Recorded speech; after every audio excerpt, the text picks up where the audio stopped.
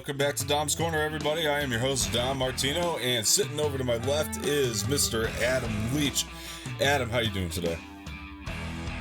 Excellent. Good. And down to the bottom is Miss Samee Ramirez. Samee, how you doing today? I'm doing good. I'm really happy and excited to be here. Adam, we're doing it again. This is exciting. We're going to go through a review series again. And Samee, as the resident Harry Potter expert, I'm sure you're stoked to be here. And should be a lot of fun. And I am so excited to talk about our first experiences seeing the film and then take a deep dive into it. And this is going to be awesome.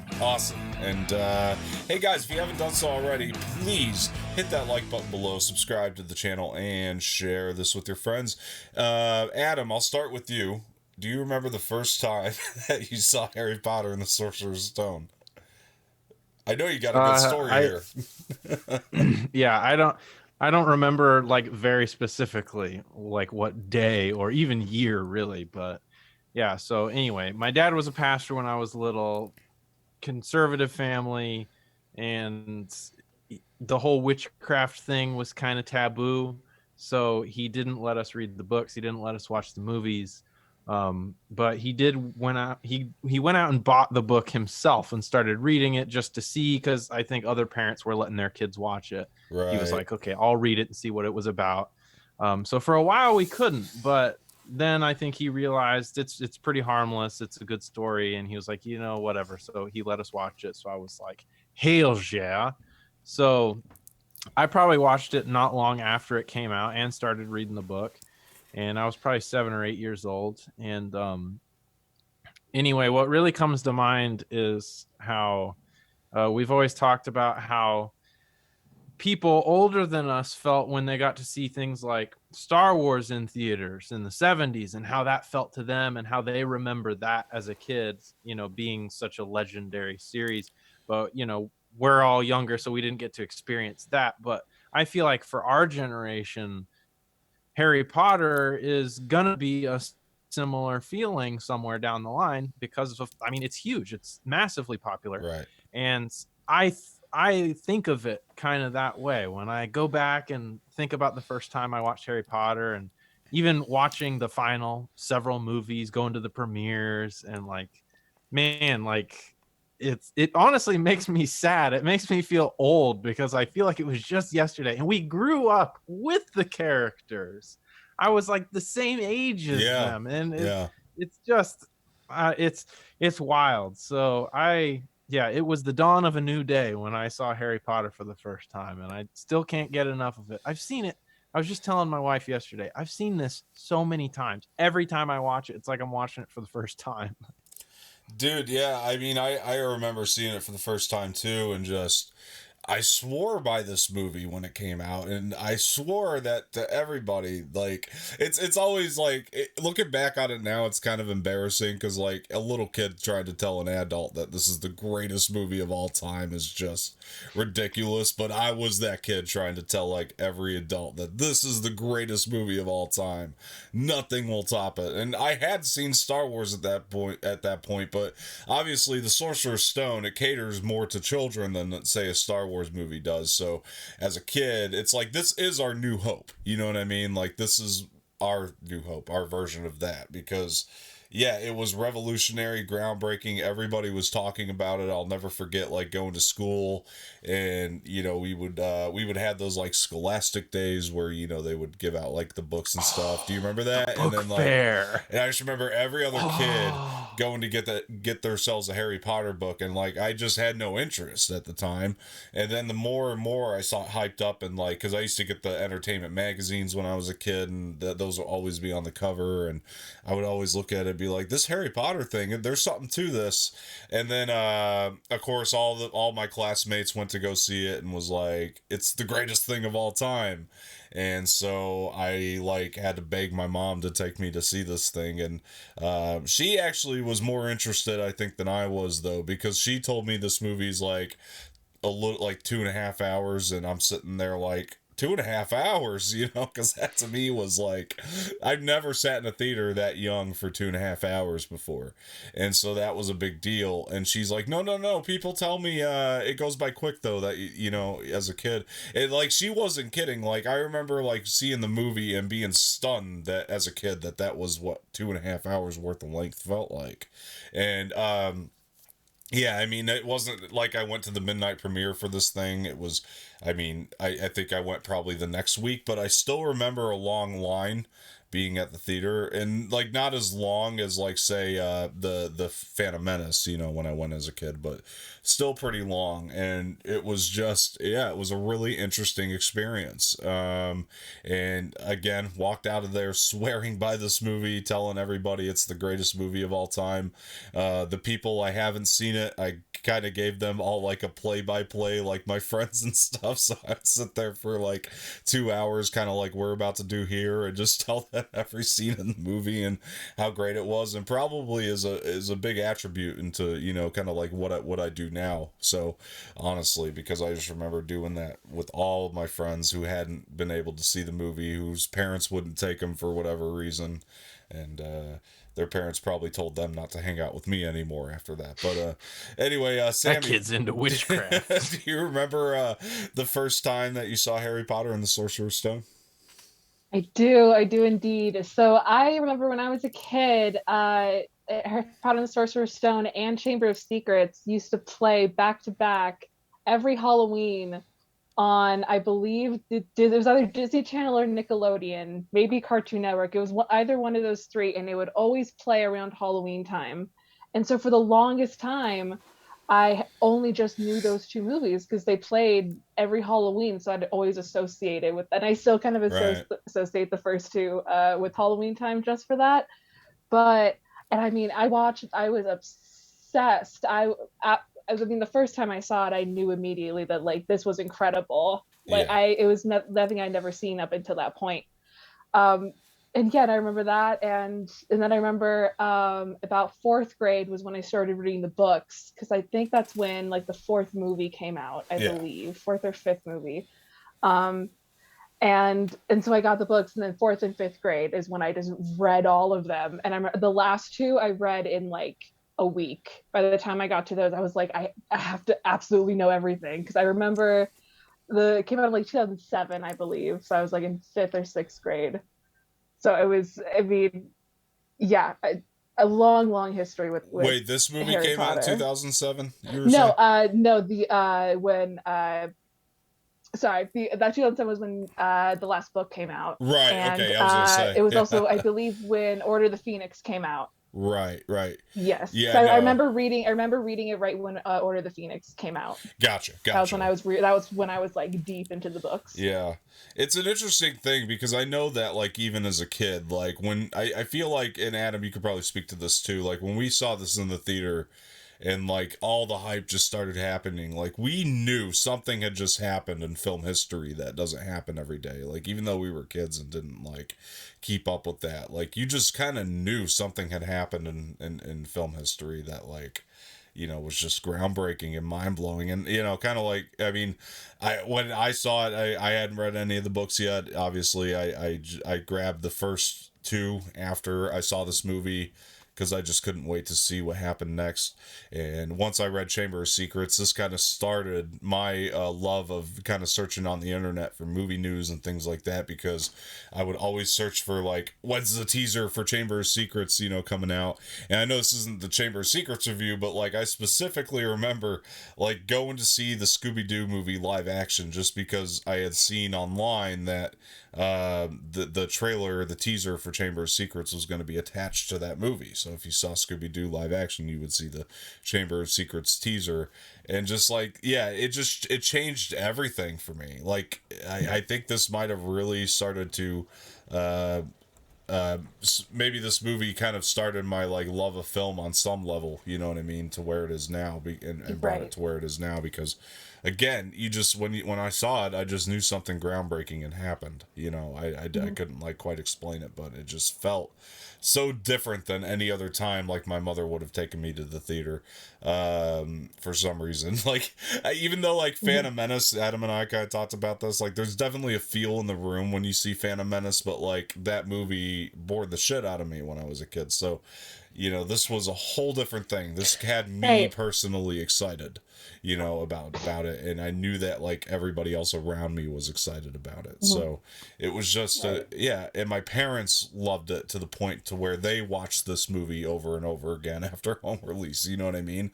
And this is like the first movie that I can personally remember watching over and over and over again. You know what I mean? Like on repeat, and it's just, yeah, it was a big deal for me when I was a kid. So let's jump into this. So all right, so the first film, directed by Christopher Columbus, who I personally think is a great choice for the movie, but this movie in particular. But Adam, upon revisit, how do you feel about the film overall? So this has always actually been one of my least favorite ones for whatever reason. Probably because they get older and the characters develop and you just get deeper into the story. So I've always liked the later films better than the earlier films, but I've rewatched this series now.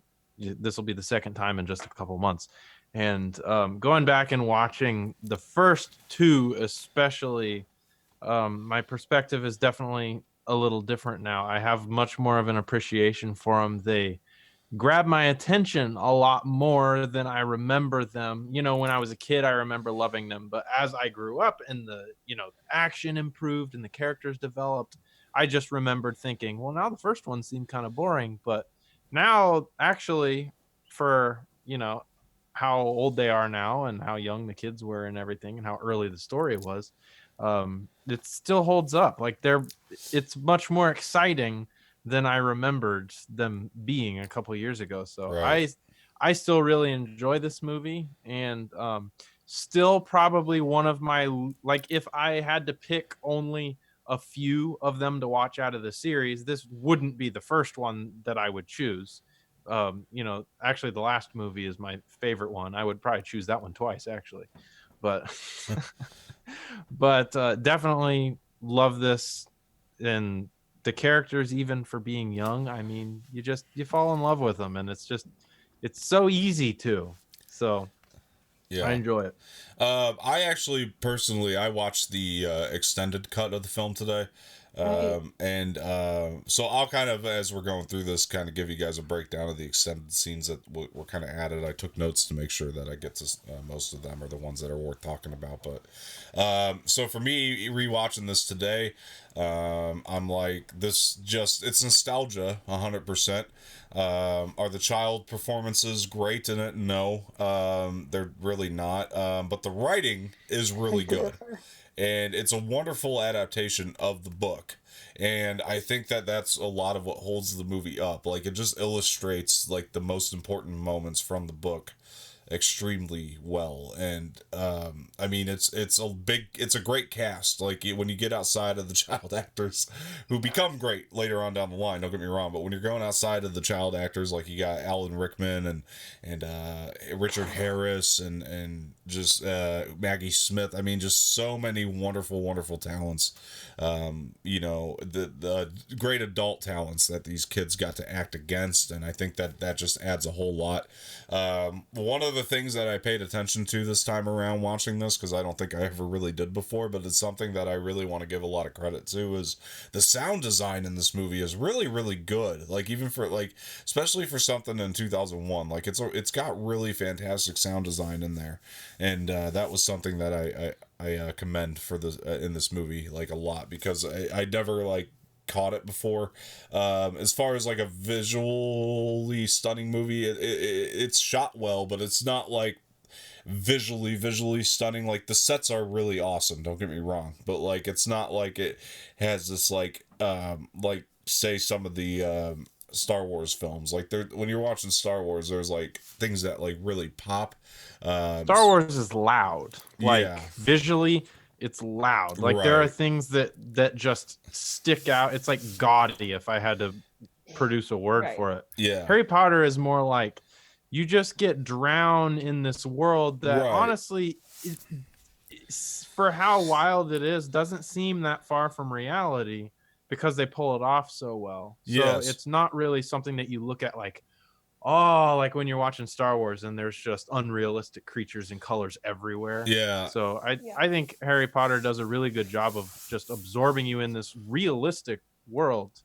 And what else was I going to say? Oh, I was going to say for when it came out, considering, you know, where we were with Star Wars, special effects wise, obviously they're not perfect, but head over heels, I would take the visuals of this movie before the Star Wars prequels any day. I was actually going to mention that too, like the visuals in here, how I was going to say that exact same thing, that they were not perfect, but like they're better than like movies than we'd seen in the past, like in terms of the CGI and everything. Like the green screen, definitely, you could tell it's a green screen, like when they're playing Quidditch and stuff, but like it's so much better than like movies that have tried it in the past. So on that end, it's definitely visually stunning, but you're right, Adam, it's made with like these practical sets, and that just keeps it very much on the ground. And so like it's got a very I don't want to say this in a bad way, but like a dirty feel to it. Like, but I mean that in a good way. It's grungy. Yes, thank you. It's a grungy, a little dark feel. Yeah. And I think that's okay for what they were trying to pull off here, for sure. But Samee, I don't want to take up any more time. What are your overall thoughts revisiting the film? It's so wild because I disagree with you on multiple fronts. So I'll say first, I think this film is stunning. I mean, I can think of, like photography wise, and I mean, yes, the effects are not perfect and they're not great, but I mean, I'll I can interject picture real like quick. It's shot well. Like, I don't want to take away. Like, it's shot well. Like the framing of the shots is. but I think it's beautiful. I really like that aspect of the film, Yeah. especially like the action shots when they're like running down and the camera is running with them. I've always really appreciated that. That's great. I say even I mean like right. I think even like the owls and the letters from the owls. I think that is beautifully shot. I think that's true. All of the first years on the boats going up to Hogwarts, and if they're on the Black Lake, I think that is beautiful. Hogwarts is gorgeous. I think everything with Quidditch is amazing. I think even like the Great Hall, how it goes from Halloween to Christmas, that is incredible. Everything with when they go down with like, oh man, I forget what it's called, but all of like Voldemort's little traps, all of the traps and everything. I think that is great. I think that's shot wonderfully. I think it's a beautiful film actually. And then I will also say I also really like the kid actors. Okay. I like them because, and here's why, because I fully believe the thread of this is Harry, Ron, and Hermione, Draco, everyone at 11 years old, and it completely checks out with them at 17 years old. Sure. I see little seeds of who they're gonna be, and I see little everything about how they're playing them is perfectly to character, because they're playing the exact same character, just getting older, even in this first one. Yeah. Which, I mean, a testament to them, because they didn't, I don't know if they knew that they were going to get 8 full movies and that this was going to be as successful as it was, but they are that truthful to the character. And I mean, J.K. Rowling, I'm sure, had a big part of that, of making sure that these kids are the characters that she created in her mind, but they completely are, though. Yeah. I think like they are Harry, Ron, and Hermione. I think the actors kind of are also a little bit Harry, Ron, and Hermione, which adds to it. But I think they completely just become those characters, even in this first one. Okay. I mean, I don't think the performances are god awful, so don't get me wrong. I just think that they're at a passable level. And they're a bit over the top sometimes. For sure. And like some of the side like characters in here, like the smaller ones, are just like a bit over the top. Like there's a part where they're playing Quidditch in the middle of the movie, and the guy that's like, take that side, like he cracks me up because he's so over the top, and there's things like that. And something else I want to, and as far as the kids go, I think they were only contracted to do the first 3 at this point in time, so I don't think they knew that they were going to get any more.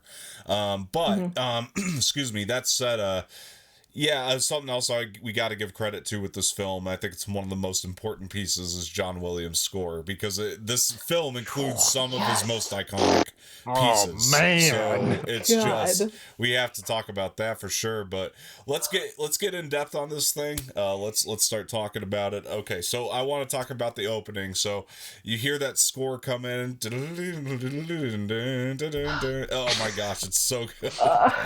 You know I love your acapellas, Dom. I'm a sucker I'll for make them. sure I include them here, but they like it's so good. You like the Warner Brothers logo, and then Right. we open up on Privet Drive, and you got Dumbledore The I, walking. I feel like this is with the the only movie where Deluminator. I'm excited about the logo of the Right, production company. Every right. time I watch it, it's like they just do that logo so well. I They know. did that There's for something us. about They that. did Yeah, that for us. And yeah, I appreciate it. I just slapped my mic with that, but they did that for us.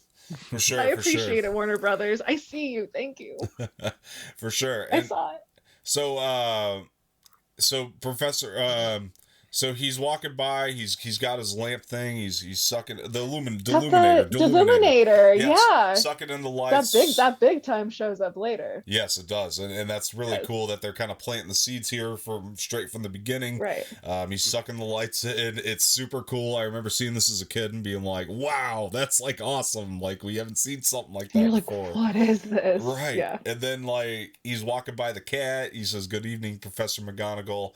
I just like the ambiguity with these two characters and the way that they, kind of set them up to come back later on down the line in the film. And just I think that they just did this so well to where we don't really know much about these people, but we're fascinated because this guy's sucking light bulbs in. This woman is a cat. She just, you know what I mean? So we're Guys fascinated. sucking on light bulbs. And then you got the big guy coming down on a motorcycle, and this is where I'll talk about sound design being like really, really cool. That like it's just so awesome. John Williams' score coming back in, just bringing in so much tone to this. He's really bringing in tone. And the way that Hagrid comes down with Harry, this stuff is like super great. This is like one of my favorite opening scenes in all the film, just because it sets up things so well. And they lay And Harry right. down. They kind of explain how people will know his name one day, but like right now he needs to be away from everything. And like we're like, okay, now we have like so many questions that we get answers to, throughout the film, like at a very even pace. So I really have strong feelings about the opening scene in this film. But then like the Harry Potter logo jumps up on the screen. Then we see like what Harry's life is, which is really bad. So we're like kind of wondering like, hey, why the heck would they have left this kid who was like apparently a big deal with these people, these terrible, terrible people? I actually still kind of wonder that in my head sometimes, but I'm just saying though, like he's living in a cupboard under the stairs. His douchebag cousin What's up comes with the scar? running down. What's up with the scar? Douchebag cousin comes running down, stomping on the stairs, putting dust on his face. You just like see the relationship that they have when he walks into the kitchen, and it's just it's awful. It's a terrible, terrible home life. But what do you guys think with these opening moments? I'll start with Adam. Yeah, the opening scene of this really sets the tone of the whole series really well. Yeah. It's dark, it's mysterious, it's a perfect representation of what this series is. And that's something that I appreciate right off the bat. I appreciate about the entire series is that they maintain this feel. Like it does get darker, but it gets darker because the story gets darker. And they just, from the very first moment you start this movie, the series never lets up on that feeling. It's not like Star Wars where it's kind of always things kind of change around because you got different trilogies and like different Right. people doing all these different movies. And it's so cohesive and it grabs you from the beginning and it doesn't let go of you until you finish the last movie. And it's just, even like talking about it now, even though I literally just watched it yesterday, and now I'm like, nah, I want to watch it over again. Like, Yeah, me too. Like, I'm it's getting that same it's feeling. so freaking good. Yeah. So I just love the magic that it captures right at the very beginning. Yeah. And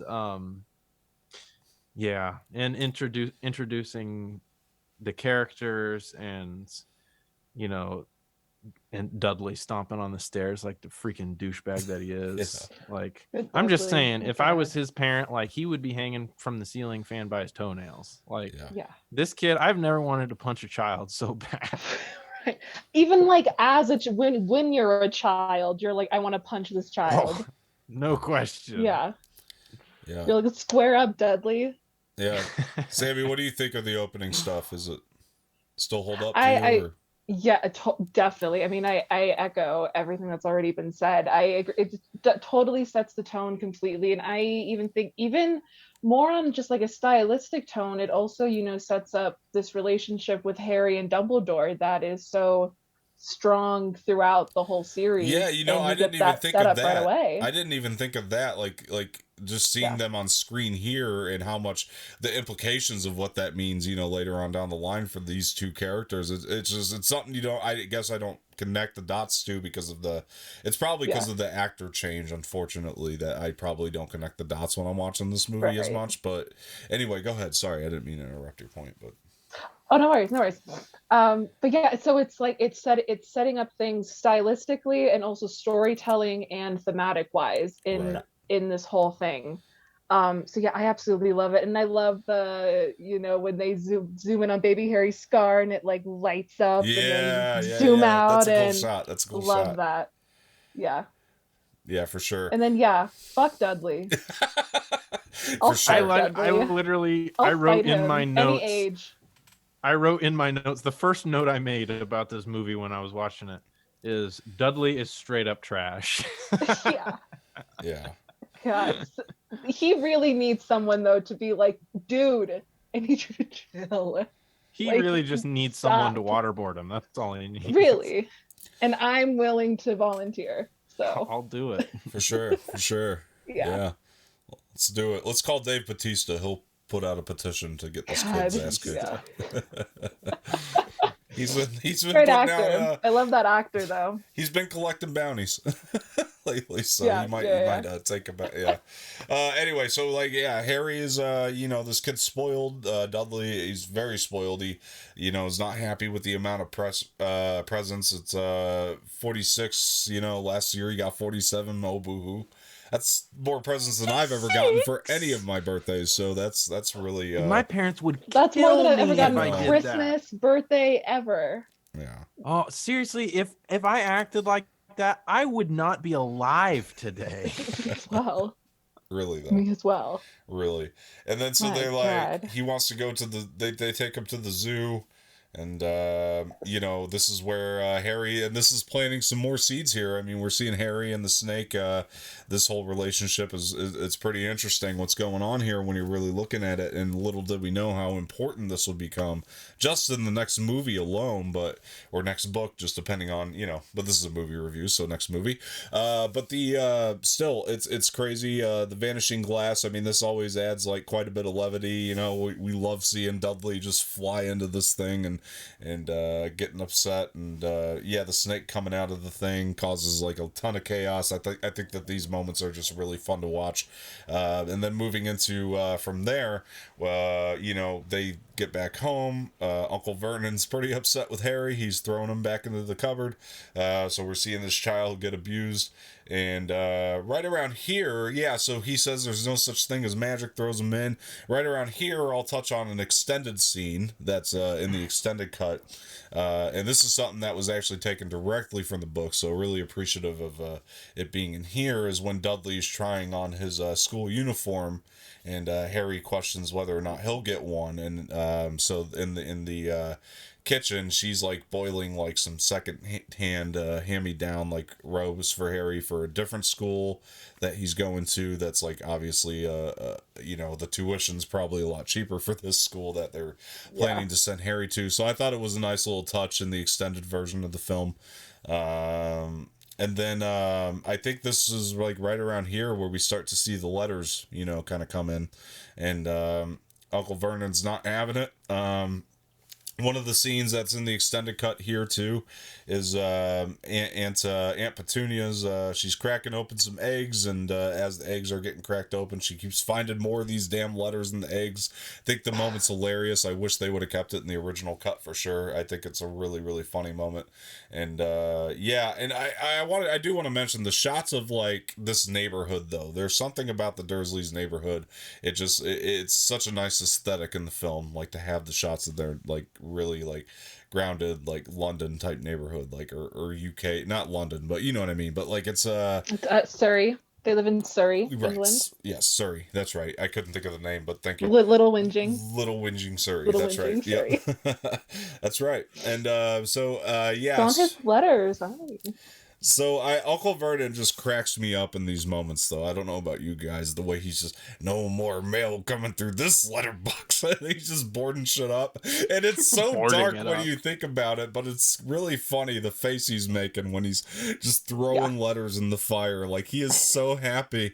And then and then we get into this thing, which is like when they're all just sitting around the family room, and he's like. Fine day Sunday. And it's just like, and then Harry goes, there's no post on Sundays. He's like, ha, right you are, Harry. No post on Sundays. I love him, Richard Griffiths, he's dead now, unfortunately, but just did a great job as his character and added so much levity to like the darkness that's going on within Harry's life right now. But it's just his face expressions, everything just cracks me up about this. But yeah, he's trying to board up the, obviously we see the first envelope come through the chimney, down the fireplace, and then they all just kind of crack through the his boarding up job that he did, which was evidently very poor. And it's chaos in this house. Like, he's very upset. Harry's trying to catch one of these letters and can't really get a hold of it. And Uncle Vernon, we're going away! Far away, where they can't find us. And I think that the line where Dudley's like, Daddy's gone mad, I think that's a little cheesy, and over the top, but whatever. And then we're at this little boathouse that they rent out, and I don't know, what do you guys think of all that? We'll start with Adam. Go ahead. I love it. I love the mail scene so much. It reminds me of all those memes that have been going around lately. We've been trying to contact you for some time about your car's extended warranty. Like what a car salesman would be doing, sending you all those letters. Right. No, I love Vernon. I love the mail scene. I love Vernon's attitude and just like his smirks and everything. Yeah. Everything about his character is so phenomenal. I really like this. It's like you really feel so frustrated right off the bat for Harry, like with how they treat him, and just, I mean, they're quite honestly, they're just dicks. Yeah. And you can imagine, like, there are actually parents that literally act like that are genuinely terrible to their kids. And it's funny. It's funny when it's in the movie, but in real life, it's like, damn, there are actually kids that get treated like this. Mm-hmm. But no, I freaking love the scene so much, and I have to add, like, owls are like some of my favorite birds. So getting to see a snowy owl all the time when I'm watching this movie, because it's my favorite type of owl. So I'm all about it. Everybody watching this, go look up a picture of a snowy owl's feet. You can thank me later. They're adorable. All right, Samee, what do you think of this stuff? Also, I agree. I was going to say, I love like all the owls flying on the house and how they just keep coming and keep coming, and like they try to leave and they're on their car, and I love all of that. Right. Yeah, it just really makes you feel for Harry, and you just really understand that he is like a kind soul. He does let the snake go, and he's just in a bad situation, but it's the classic hero thing of he's in a bad situation, but he still has a heart of gold, and his kindness is still stronger than the hate that he receives. Yeah. But I love that. 100%. 100%. Fine day Sunday. In my opinion, best day of the week. Why is that? Patsy's gone mad, He was going mad even before the envelope started breaking through. Right. Like, he's sitting there like so happy just because it's a Sunday. afternoon. He loves Sundays all of a sudden. He was already going nuts. But then they go out to this like house that's like in the middle of like the lake. And How did they get there? I wonder that Wow. every time because It you see the literally- waves and it's like, yeah. what the hell? Did they like fly a I remember, helicopter? Or? yeah. I remember watching it and being like, they're in the middle of the ocean. Like, did a boat come and like walk them up, and that's the only way they could? It's like Vernon, my guy. What you doing? Man. They might have screwed that up a little bit because the way it cuts, it really is because all you see is these waves that are like treacherous, and you're like, how did they get there? And then exactly? like the thing on top, it's like on top of like a rock. Yeah. And then the house. That's it. That's all you see. It really doesn't make sense. It looks like a rock and a house is on top, and that's it. There's nothing else. True. It's crazy. It's not even like a house. This thing's like a skinny little. It's like a shack. Yeah. Where'd they Falling even apart. find this thing? I mean, I know I got the idea of it that they were trying to go as far away from where the post can find them as possible, but still, like I don't know. I'm assuming Hagrid gets here by flying his motorcycle over, but like it still doesn't make sense as Right? to How did he get there? How did they leave? I feel like Uncle Vernon was like, all right, kid, one time you can do some of that magic thing that you do. Just once, you can do it. But anyway, so they're at this place, and then, I don't know, there's something I just love about seeing Harry, you know, drawing a birthday cake for himself. It's very sad, and then, happy birthday, Harry, and blows it away, and then Hagrid, just comes slamming down this door, and like the sound design again is so great. But I love this scene because he walks in, and Uncle Vernon just comes down like half asleep with the shotgun, and he's like, "I suggest you leave at once. You were breaking and entering. Dry up, Dursley, you great prune." I think that's hilarious. Like, I know even as a kid I laughed at that. Like, it was just, it's a moment that still holds up till this day. Cracks me up. And then, he's telling Harry, like, everything, gives him all the information. You're a wizard. He finally reads the letter from Hogwarts, and Uncle Vernon's pissed off again. And then he's like, all right, come with me. And then he gives Dudley a little pigtail there, and he asks Harry if he wants to go. And of course, Harry's going to go, even though this is like a strange giant. Of course, he's going to go with them. And there's another extended scene here that I thought was really good where they're on the bus going to London. Didn't make the original cut. Really should have made the original cut, but they're on the bus going to London.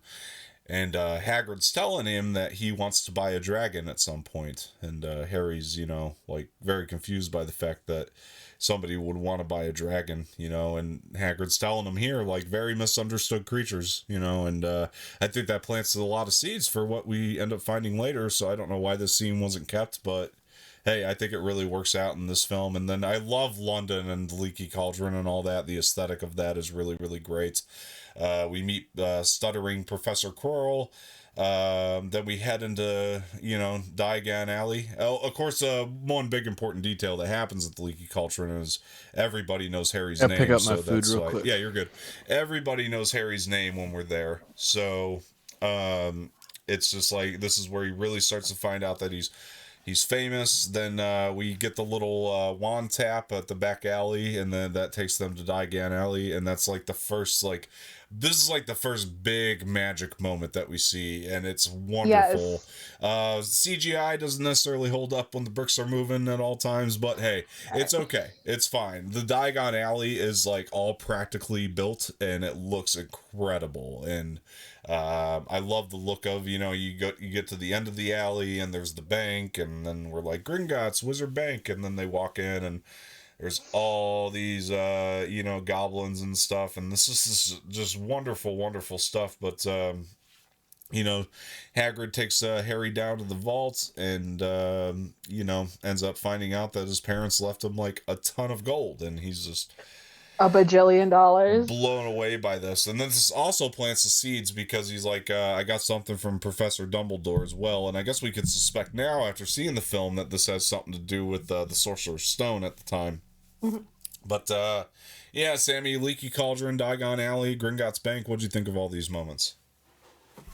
Oh man, these are some of my favorite moments in the movie because again, it's really when really step into the full magic and you step into the entire you and Harry are completely going into a different world Right, now, and everything is new and everything is different, everything is awesome, everything is magical.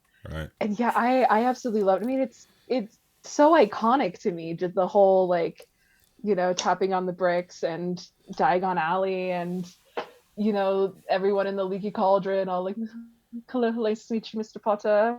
And yeah, I just loved it. I remember I used to be always so scared of the goblins. It freaked me out as a kid. Thought they were scary. I didn't like that part. Yeah. I just like wanted the Gringotts part to keep going. I was like, I got it. It's the thing with Hagrid. He has money. I got it. I don't want to do goblins. Right, exactly. But they've grown on me. Yeah. While we're waiting on Adam to get back, I'll just take it like one step further when Harry and Hagrid are sitting down together at the table, and he's telling the origin story of Voldemort. I think that it's one of the most significant things about the entire series is this moment here, telling him why he's famous. Voldemort killed your parents. You were the only one that's ever survived this kind of attack from Voldemort. He was kind of doing this all the time, and nobody's ever survived him. And for some reason, something about Harry, stopped Voldemort. This is planting a seed for something massive in the future. I mean, it may be one of the most significant things in the entire series for sure. And just kind of seeing how they put together like the flashback of, Harry and his parents and everything going on. I thought that this stuff is done so incredibly well. Yeah, I love these moments, like love these moments so much. And then we're moving into platform 9 3/4. And I would say I also before you get there, I also love when Hagrid buys a Hedwig for Harry right, after he that's gets right. his We wand. missed the whole Also wand shop. We gotta talk yeah, about the the wand wand. shop. Also, yes, as I was saying that, yes, that's oh my gosh. So we'll start there. Adam, wand shop, Diagon Alley, Gringotts Bank. What do you think of all this stuff? Oh, I'm so into it. I love it. I love the look of it. I love the feel of it. It's all great. I don't really have anything bad to say. I just have good things to It's say. I'm super iconic. It's into it. iconic. It's iconic. Yeah. There's this part, by the way, and rest in peace to Vern Troyer, who played the Goblin that took Harry to his vault. There's this Right. another really cool like sound design moment. Is like you could hear like droplets of water like down there in the background, which is like really really cool. Like I nice. noticed that today. It's just it's wonderful sound design. And then Adam, also we wanted to get your take on Voldemort's origin story as well. When's he tell that? It's after It's in Ollivander's Leaky Cauldron, right? No. Oh, he tells him at the Leaky Cauldron, but it's not like the first time we saw Leaky Right. Cauldron. It's like, Yeah. well, let's talk about the wand shop real quick because the wand shop is a big moment. I actually really remember laughing at these parts a lot as a kid when Harry would like flick his wand and then like things would just break all over the place and Ollivander's like, maybe not that one. No, definitely not. I love that actor who played him. He did a really good job. And then Hagrid. That's what I mean about the adult actors in this movie. Like even the smaller like moments with adult actors, like they typically like really bring it. You know what I mean to the film and everybody really understood what movie they were making. Yeah. Everybody was completely on board and understood. Yeah. Everybody. I got the same feel and vibe.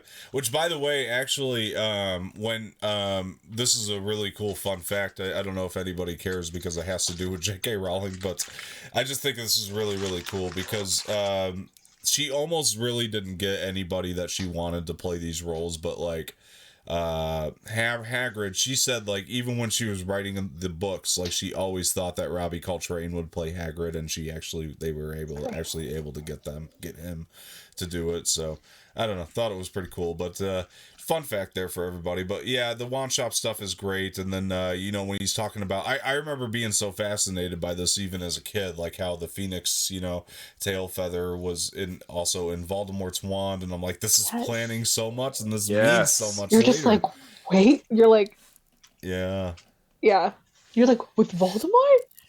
Right. We don't get all the answers to it in this movie, but it definitely is setting this. It's planting the seeds. Like there's so many moments like that are planting seeds, and Voldemort Voldemort's whole origin story, or not origin story, but when he's talking about Harry, as more or told less to Harry. Harry's origin story more than anything is what it is, and Kinda, yeah. being told to Harry himself is actually more or less what it is, and why he's famous and all that. And I think that that's planting another big seed. But Adam, what do you think of that? The origin kind of story of Harry Potter that Hagrid tells Harry.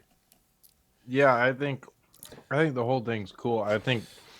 I really like all the little seeds that you get. I like the whole thing at the wand shop with him breaking stuff, and the little bit about you know what the wand is made of, and Right. it's just like you just get all these little nuggets and they just add up over time and they just 100%, dude. make sense at some point. But when you're first watching Right. it, especially if you hadn't read the books first, then it's just all so exciting. And I don't know, I don't think when I watched this, I don't think I had started reading the books first.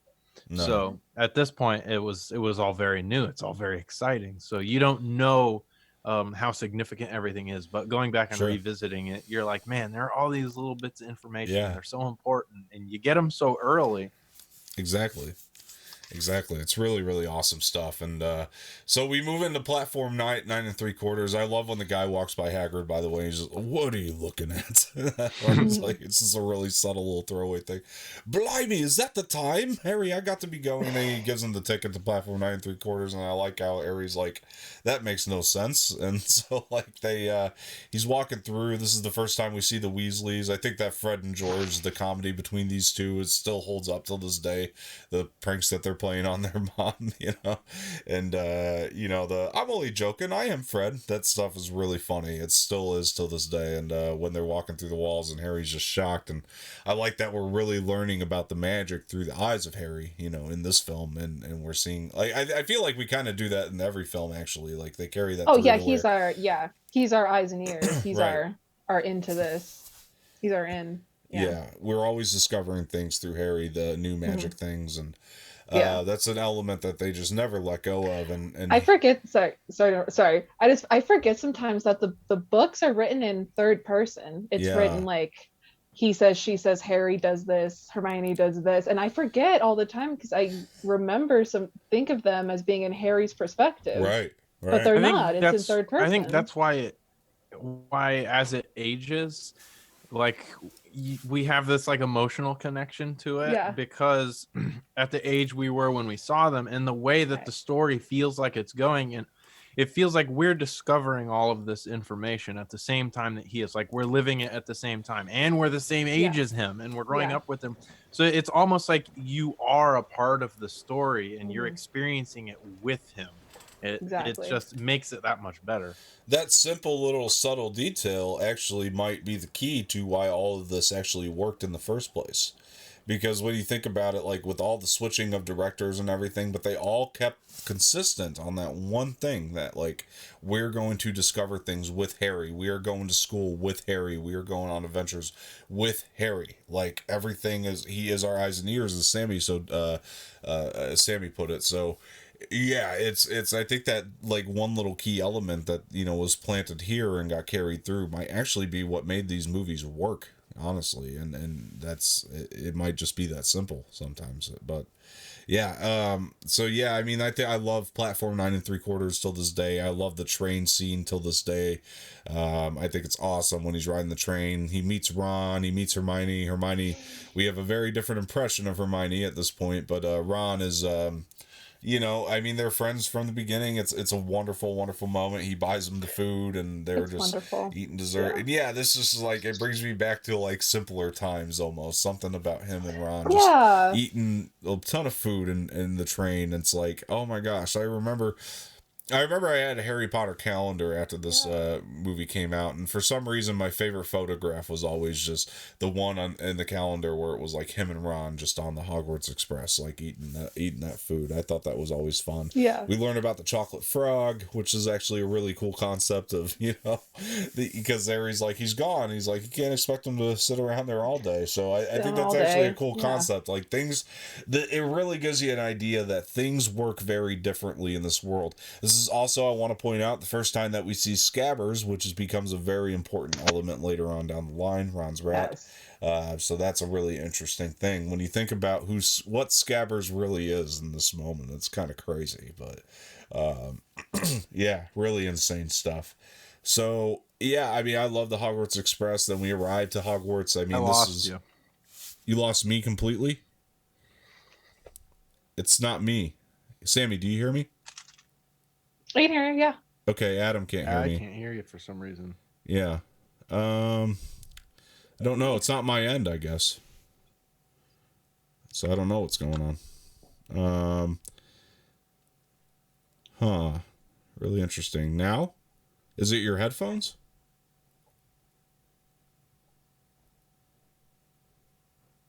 Because I heard like a pop thing and then a little bit ago. Well, that's not good.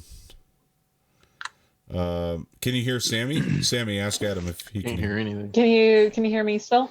No, you say you can't hear anything. No. That's really odd. Okay, I'm gonna move forward while he's trying to get that figured out, and then hopefully he can pick up on context as we go. Anyway, so they're. I have some Hogwarts Express thoughts. Oh yeah, go ahead while kill we some wait. time there. Yeah, sure. That's always been one of my favorite sequences. Is them on the Hogwarts Express, because it's meeting your best friends on the school bus on the first day of school. It's something that we can all relate to. Just like the person next to you start talking to them, and then you look 10 years down the line and you're like, this person's my best friend in the entire world. Yeah. And we just happen to be sitting next to each other at one point in time. Yeah. So yeah, I love it so much for that, and it feels so natural the way the conversation goes and the way all the characters get introduced. It always just feels so natural. Yeah, for sure. Yeah. So moving into Hogwarts though, because then we get to Hogwarts, and I love the boat scene when they're floating up to the castle,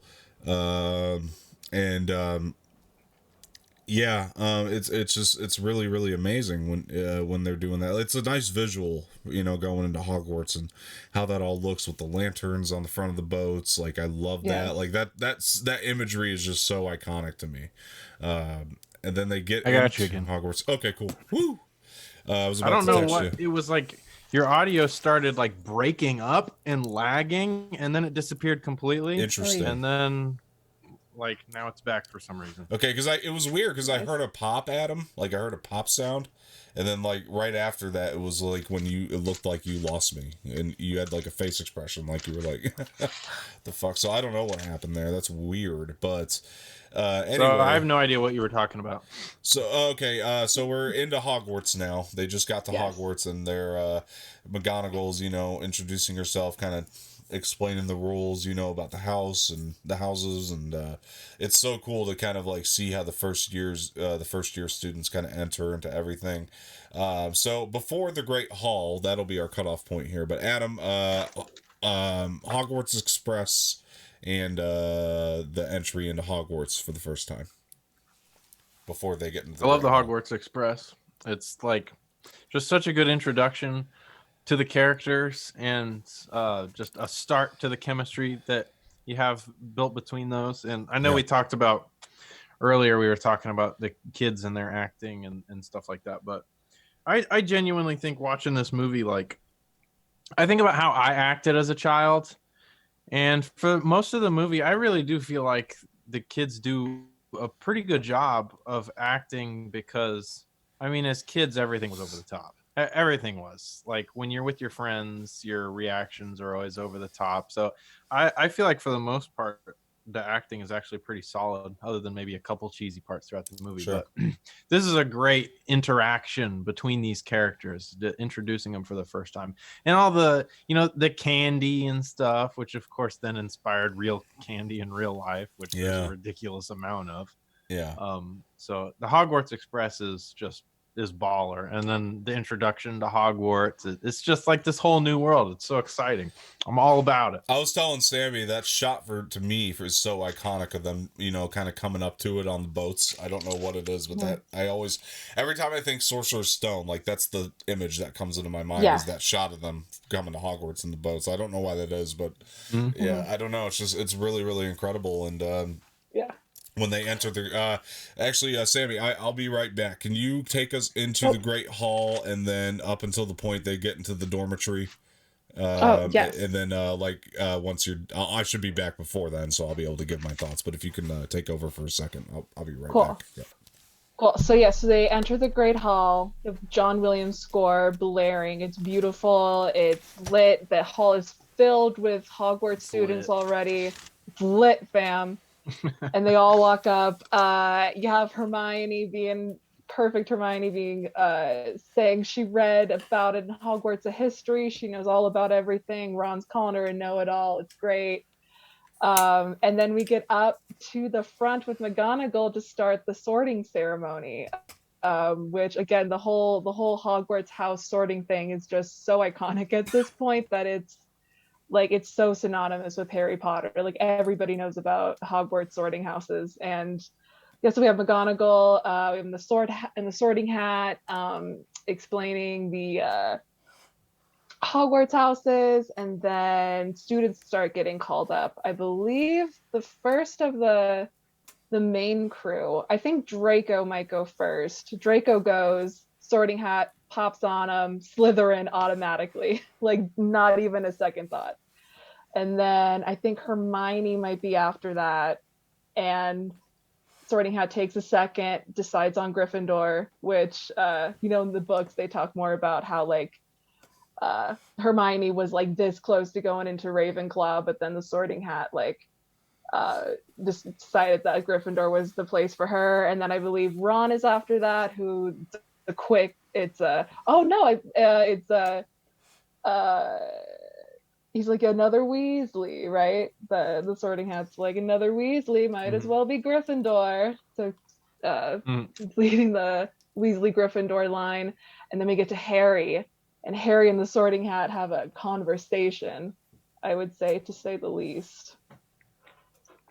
So yeah, and then it has a big thing where he's just saying not Slytherin, not Slytherin. He obviously has a spat with Draco Malfoy before, who's automatically in Slytherin, so he doesn't want to go there. But it again plants a big seed for Harry, because we spoiler alert, but we know his deeply internal, both literally and metaphorically, problems with Voldemort, and and even then it's showing that he has both this Slytherin, not that all Slytherins are bad, but Slytherin villainy, kind of cunningness in him, but he also has that strong kind of brave Gryffindor heart. So it's a converse. It's not I always found that so fascinating, even before knowing all of his actual connections with Voldemort and Tom Riddle. I always found that so fascinating that so I'm like, you're telling me that my hero, our hero, is kind of this, could have been this close to going to the bad side. That's an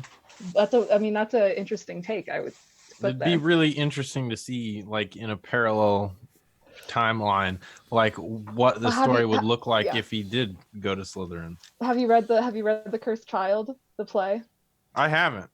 Okay, I won't say anything, but it's is this something that you might be satisfied? They talk about that, I'm guessing? Something kind of like that. Okay. That is talked about.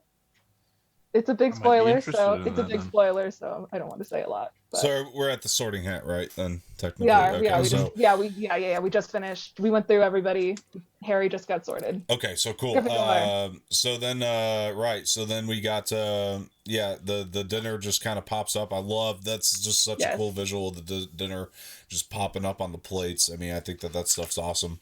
And then we kind of after they eat, Harry's asking about Snape. We see Snape is he keeps making eye contact with Harry, and Harry's curious about that. So many seeds being planted here, guys. I'm telling you, it's crazy. I didn't mention that we do see the table at the front with all of the professors, and we see our first glimpse of Severus Snape. Absolutely. Yeah. It's kind of crazy, like, when you really think about, like, when now knowing why he's keeping such a close eye on Harry, Yeah. it's awesome. But It's heartbreaking, honestly. yeah, it really Like is. watching it over again, knowing Right. what happens at the end. Like honestly, it And makes me he want hasn't to seen, cry. right. And he hasn't seen Harry, or, I mean, a face that looks like Harry's in certain ways in like 11 years. Right. Right. And now it's just, I mean, I'm sure he knew Yeah. ahead of time, but like now seeing his face and facial features It's for the heavy. first time. Very. I mean, Yeah. yeah, then we're moving into Percy's kind of give him then the tour, and then I mean, it's Right. like the staircase is moving or is really cool. Like I like that little like rule that he kind of sets out there, like, keep an eye on the stairs, they'll change on you. Right. So be careful, and that's kind of cool. By the way, I want to mention a funny line when Dumbledore's talking about our caretaker, Mr. Filch, wants me to remind you that the third floor corridor is out of bounds for anyone who does not wish to die a most painful death. And then he just goes, "Thank you." Like the way he says it just makes me laugh every Right. time. So, but anyway, moving back into the staircase tour. Just the housekeeping. Yeah. Just Hogwarts housekeeping. Gotta say it. I love Filch and like how Me too. weird and obsessed he is with catching children out of their dormitories. He's like so into it. I have a point to make He about that lives later. for it. I definitely have a point to make about that later for sure. But yeah, you're right. that is like his job. It seems like it's just yeah. It is. Or Yeah. he makes it his job. He makes it his duty to go around and catch children.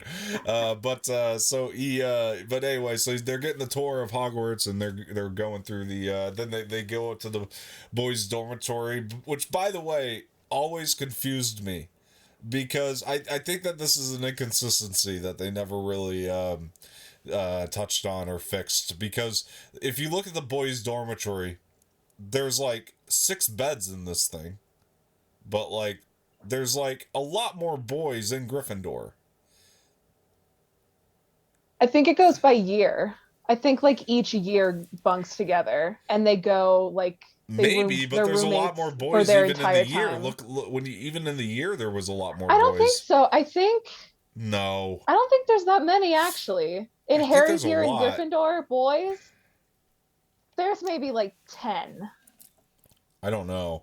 When you see that group walking I think up, there's maybe like 10. when you see the group walking up, there's more boys than beds. I'm telling you right now, and it really doesn't. Well, I think it really it's doesn't. It's like year and year. So there's like 7 boys dormitories and then 7 girls dormitories. But it doesn't make sense, because then in the future movies they're in the same dorm.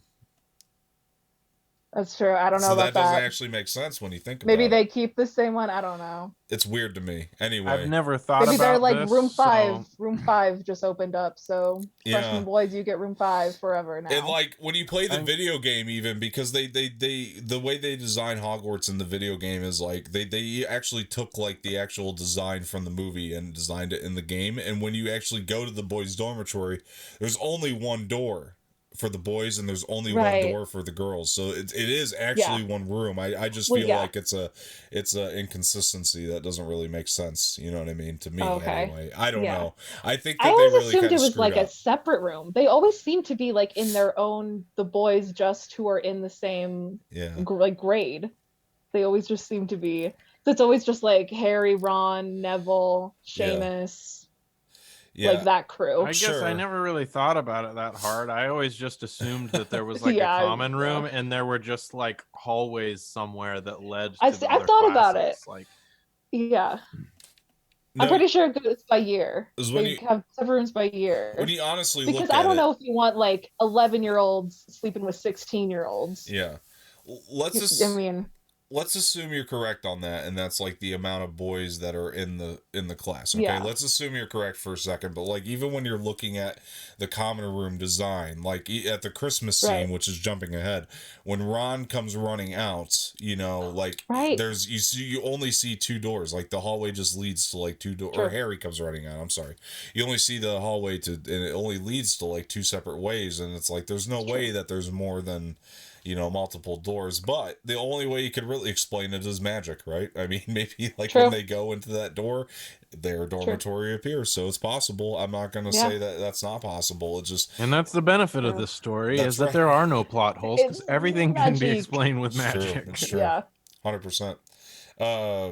Yeah, for sure. I mean, it's possible, and they just don't really touch on it. And I just always felt like that was something that they kind of dropped the ball on a little bit there. But anyway, it's okay. Not a huge deal. I mean, we accept it. It's Yeah. the scene where Harry's just like looking out, and he's just so happy, and he's petting Hedwig, and it's just like the face expression just says so much, from him. He's like he feels like he's at home, for the first time ever in his life. Like this is home.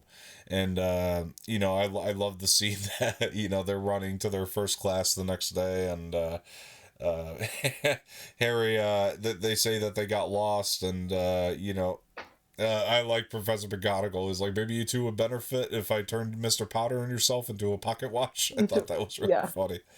And that's when they say they got lost. She's like, well, perhaps a map. I love Professor McGonagall so much, but me too. So then they so they're there, and then I think the next class after that we see potions, which is the first time we're really seeing Alan Rickman start to love this scene. Yeah, me too. And this scene is very extended, by the way, in the extended cut. I wanted to make sure I jotted this down because when he's asking right after the part where Snape says, "Fame isn't everything, is it, Mr. Potter?" Like, and Harry says, he talks back to him. He's like, clearly Hermione knows. It'd be a pity not to ask her. Yeah. And he like comes running down at him, and he's like, he's starting to like explain like what everything is, and it's actually really funny in the moment because like he's telling Harry, he's like, for your information, everything that I just mentioned, like this is what this is, he starts explaining it in deep detail in this scene, and like none of the class is like writing it down, and he just looks around, he's like, why isn't anybody writing this down? It's so funny to watch, but I don't have the extended cut. I wish I did.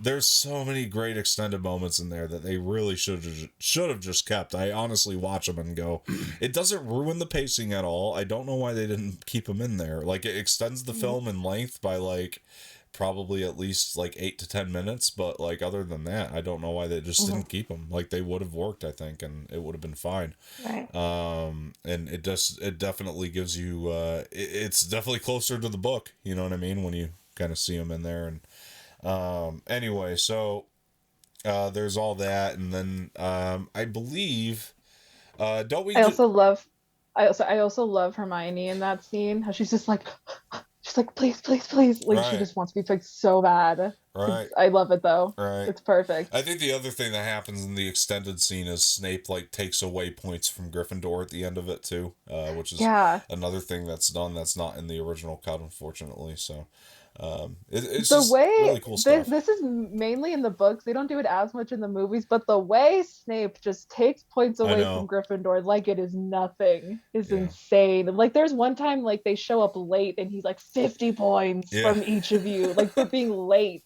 Yeah, it's crazy. He definitely likes taking those points. Yeah. I was like, meanwhile, like, they got 10 points for saving the world, each of them. I always actually question I have to question their point system, by the way, because the way that they're kind of like calculating how many points are being given and taken away, it really doesn't make sense. And I think it's really like kind of Hermione gets like 5 taken away for going after the troll. Right. It's like 5 points or something. Yeah. And then they're like kind of regained by like Harry and Ron for going up against the troll. I think in the book anyway, that's how it goes. But it really cracks me up how the point system works, because when you think about it, it's really kind of a petty system, because like Snape is the head of Slytherin house, so of course if he gets to take away points from Gryffindor, you know, like then how is that fair? You know, at all? Well, because bias. like his team, I'm sure he needs like a justable cause, right? But he like. Yeah, takes whatever he gets. They really got rid of. That's like hiring a referee for a football game who like owns part of one of the franchises. Exactly. When you think about it, it's like I almost feel like that's why they took the House Cup out of the movies, like as the stories went on, because they were like, it really doesn't make a lot of sense anyway. So we might as well take that aspect out of it, because I never really thought about that. I guess you don't really see the House Cup. No, it just never comes back again. Like I think in the second movie, I think that they mentioned at some point that like they didn't do the House Cup because of all the chaos that happened that year, but then like they just completely ignored it after that. Like it was just I always assumed, I remember seeing the first movie, I always assumed that was just going to be a thing. Like at the end of each movie we would figure out like who won the House Cup, you know? So, but I guess they didn't follow through, so whatever. And I mean, like in the last one, it's like at that point they're like, nobody gives a shit who won the House Cup, right? And then I know in one of them, it might have been the fourth one, they got like canceled. It might have been because of the Triwizard Tournament, but one time they like canceled it. They canceled like end of the year exams. They canceled like everything. That was like the second one, I think. Too. Maybe. I don't know. But anyway, so I think we just kind of move into Quidditch after this, right? If I'm not mistaken. Or we're like sitting in the Great Hall or something. Flying class. Flying class, not Quidditch. I'm sorry, you're right. Flying class. Yeah. It's not actually. I was like, Quidditch. I was like, he has to learn to fly first. I was like, definitely. Or not in the big leagues yet, but at some point here too, Neville. Okay, so I think Neville gets his remember all at some point here, because the owls, mail's here. So that's what we see next is like kind of how the mail comes in. And they're delivering things. And this is where Harry... No, this isn't where he gets the Nimbus 2000. I'm sorry. But they're setting up where the mail comes in. And Neville gets the Remember All. And, that they kind of explain how it works. And, he's like, the problem is I can't remember what I've forgotten. That's kind of funny when you think about it. So that works really well. So I really enjoy I like the effect of the Remember All, too. Like how it just turns into that pink smoke and... all that's pretty cool. But anyway, so that happens, and then we move into the flying lessons, and then that was actually, I'm glad I brought that up, because that was one of the cuts in the movie that I really didn't like, was how it kind of cut from that just straight to the flying lessons, I think, if I'm not mistaken, because it felt like it had a weird flow, but okay. But so they're at the flying lessons and that whole thing goes down. I actually like the flying lessons scene overall. I think it's pretty good. I remember the broomstick hitting Ron in the face always made me laugh as a kid. It doesn't get me the same way anymore. I wish it did. Just one of those jokes that Professor just didn't Hooch, age well. She looks like Rod Stewart. Yes, she does. Yes, she does. I'm just saying. You're correct. It's Madam Hooch. Thank you very much. But, Madam Hooch. Yes. Yeah, Madam Hooch. What a name. When she comes in and a name. She does look like Rod Stewart. Some of these names, Joe. You call her Joe Rowling. Some of these names, Joe. Oh man, it's true. So she comes in and they're teaching him how to fly. You gotta do the up thing. Again, that joke where Ron gets hit doesn't work for me the same way it used to. I really wish it still had that same effect on me, but whatever. And then obviously like the special effects in the flying scenes, they don't hold up as well. Neville kind of like takes off in his broom. They're iffy. He kind of like he basically hurts himself, and then Malfoy has that scene. If he had this, he'd remember to fall on his fat ass. That's a great line. Always makes me laugh. But so he And then Harry give it back Malfoy, all that, and then he goes chasing after him for the remember all. I remember this part in the game was so goddamn hard to beat for some reason. You had to like fly Really? through a certain amount of hoops before you can actually get the booster speed to catch Malfoy. But yeah, whatever. So Harry ends up catching the remember all, and McGonagall sees him. You know, takes him down. Like, Potter, come here. You know, takes him to meet Oliver Wood. I remember my sister thought he was so hot when we were younger, but yeah, Yeah. don't know why. Agreed. I agree with your sister. Oliver Wood. I too. Yes. He's a tool. He was like one of the Look at him. first he was one of the first like older kids you met there. Like what? Up until then you had like Percy. And I was like, no one's crushing on Percy. Well, So you're like, Oliver Wood. Okay. interesting. Okay. He's Yeah. freaking like captain of the Quidditch team. I mean, come He's on. captain of the Dom. Quidditch team, Dom. Jeez. My God. Yeah, he's a dork. Anyway, so No disrespect for Oliver Wood here. Nuh-uh. So are you, but we like you anyway.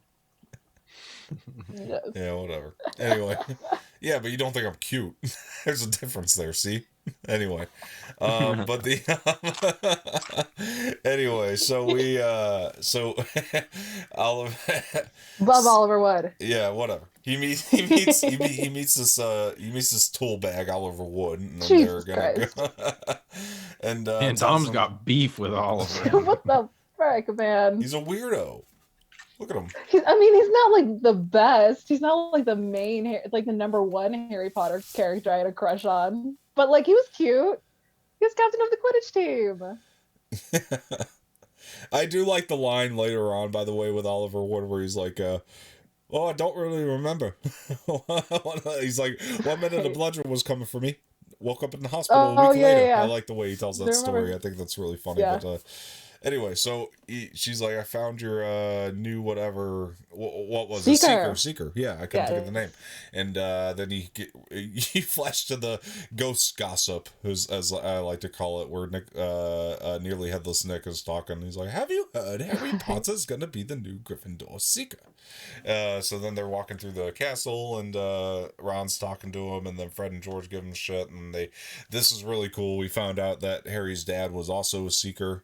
And Hermione takes him over there and says that he's going to do great because it's in its blood. And yeah, it's a really, really nice scene. And then, gosh, I feel like we're moving into the three-headed dog already, right around here, if I'm not mistaken.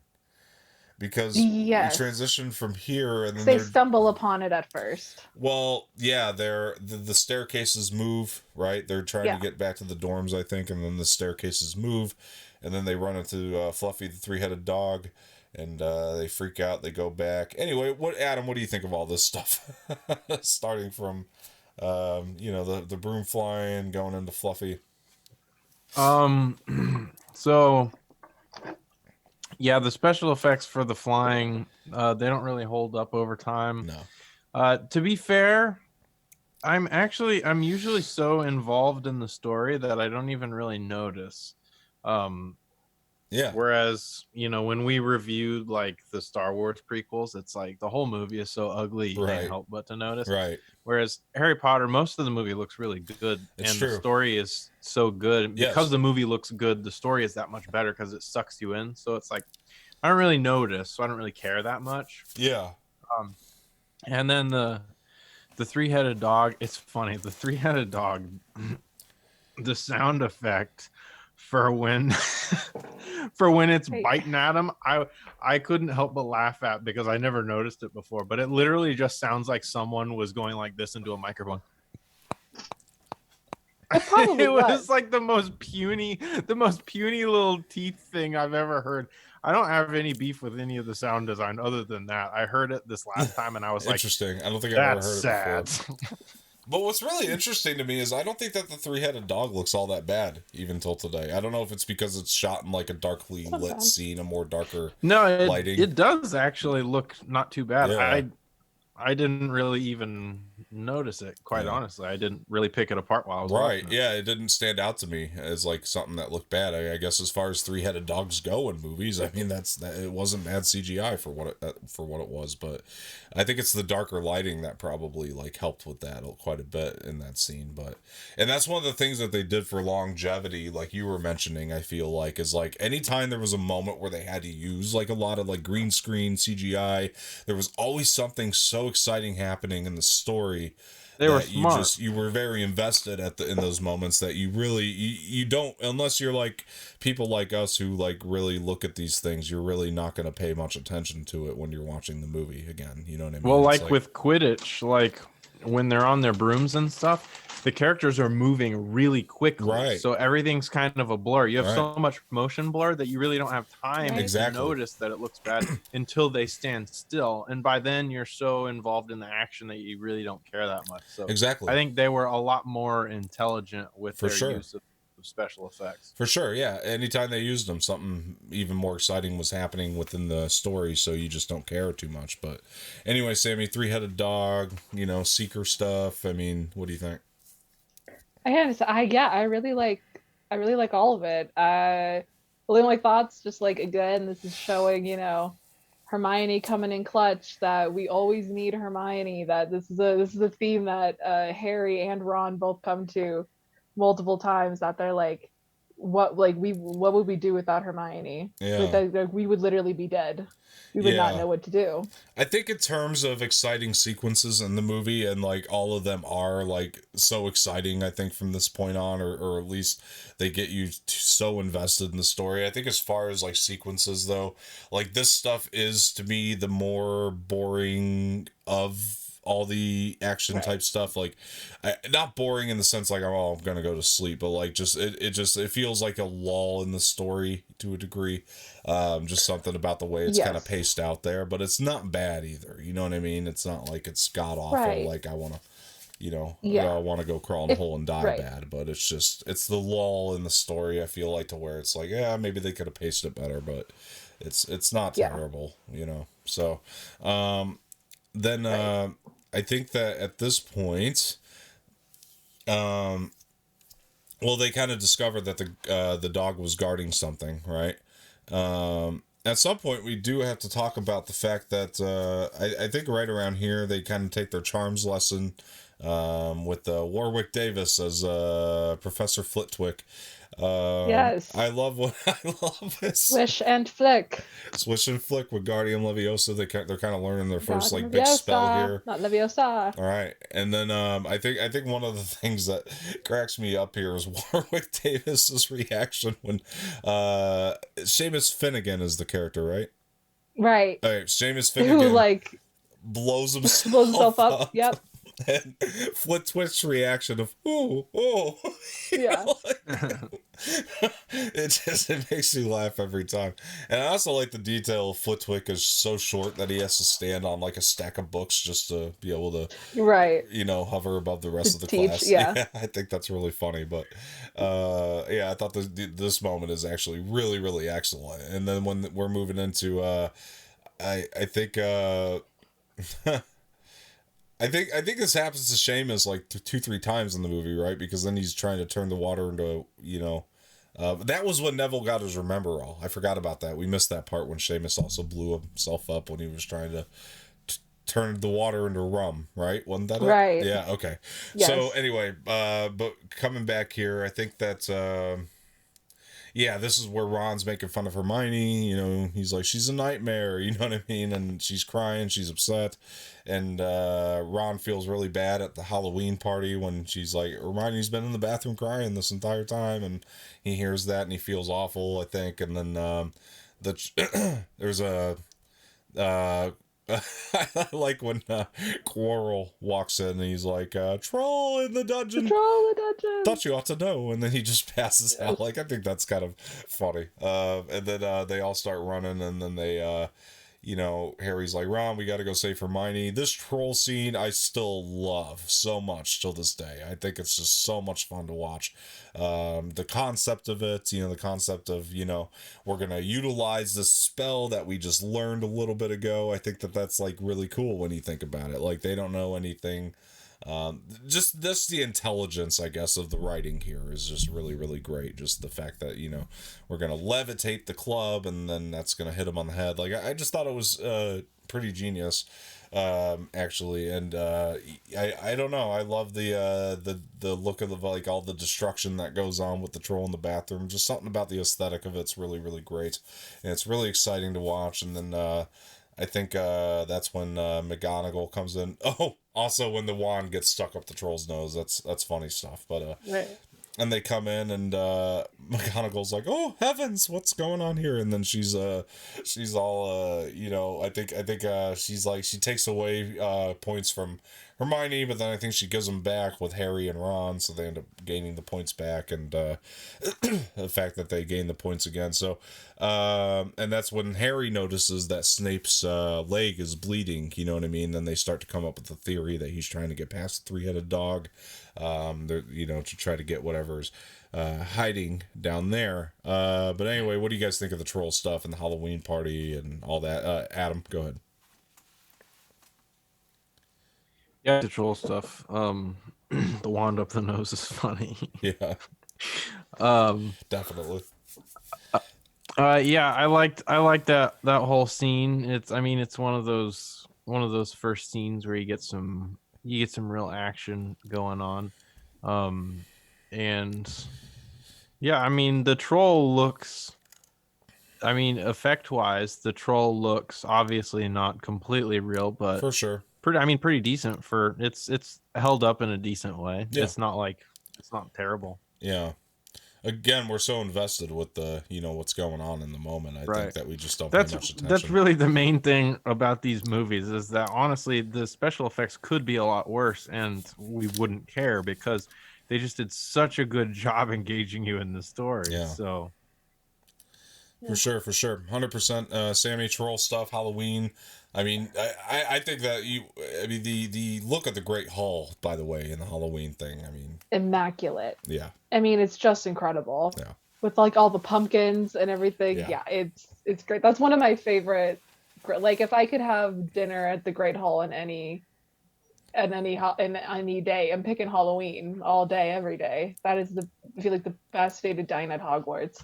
But then I also really love the troll scene, really mainly just because, again, like what you said, Dom, that it's written in such a smart way, because like you're not only bringing back things that you've heard and piecing things together and having it be a really great action sequence, but it really is the first time that our golden trio become best friends. Like this is the first time that they really come together, and this is really the first time they come together to do something together, and it bonds them, and it's just so much fun to watch.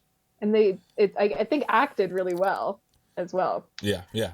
And you really do feel them coming together as friends. It is one of the better acted scenes in the movie, because I think it even relies on it, because like you're saying, they have to come together in this moment, and we have to know that the chemistry, at least with the chemistry, it's starting to work like a lot better than I think it has throughout the entirety of the movie. So it's one of the better acted scenes. Again, I don't think any other acting in this movie is top notch by any means, but like it's at least starting to become a lot more passable at this moment, and we're really starting to fall in love with the idea of the relationship between this trio. So I think that's just a really great thing that they managed to pull off here. And so then again, they're coming up with the theories together about Snape's trying to go get whatever the dog is guarding, and I think that I think right around here is when the Quidditch, he's starting to get trained for Quidditch, Harry, and then it's one of the things about the movie I don't like, because I feel like it's like, okay,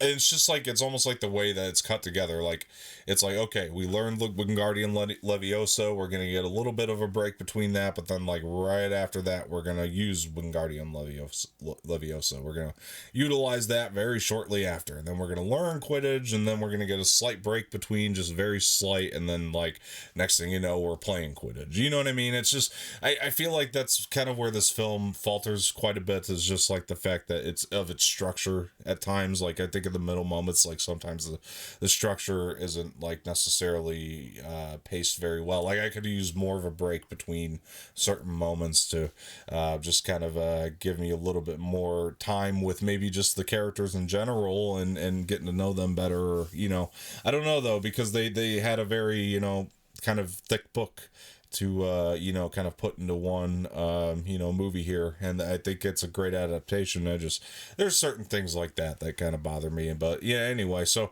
he's out with this dirtbag Oliver Wood, and he's learning Quidditch, and he's Oliver Wood's talking to I him about love what you, the Oliver bludger Wood. is, and I love you. You're my Quidditch captain. I actually really like the scene. I think actually that I got to give you this. Like the actor that plays Oliver Wood is actually one of the better actors in the movie. Like in terms of like the kids that they got, because he actually does a good job like explaining to Harry what the chaser is, the bludger is, the seeker, and like the scene's done so great that we like even the most basic idiot can understand like kind of the concept of Quidditch at this point after he's done explaining it. I feel like and.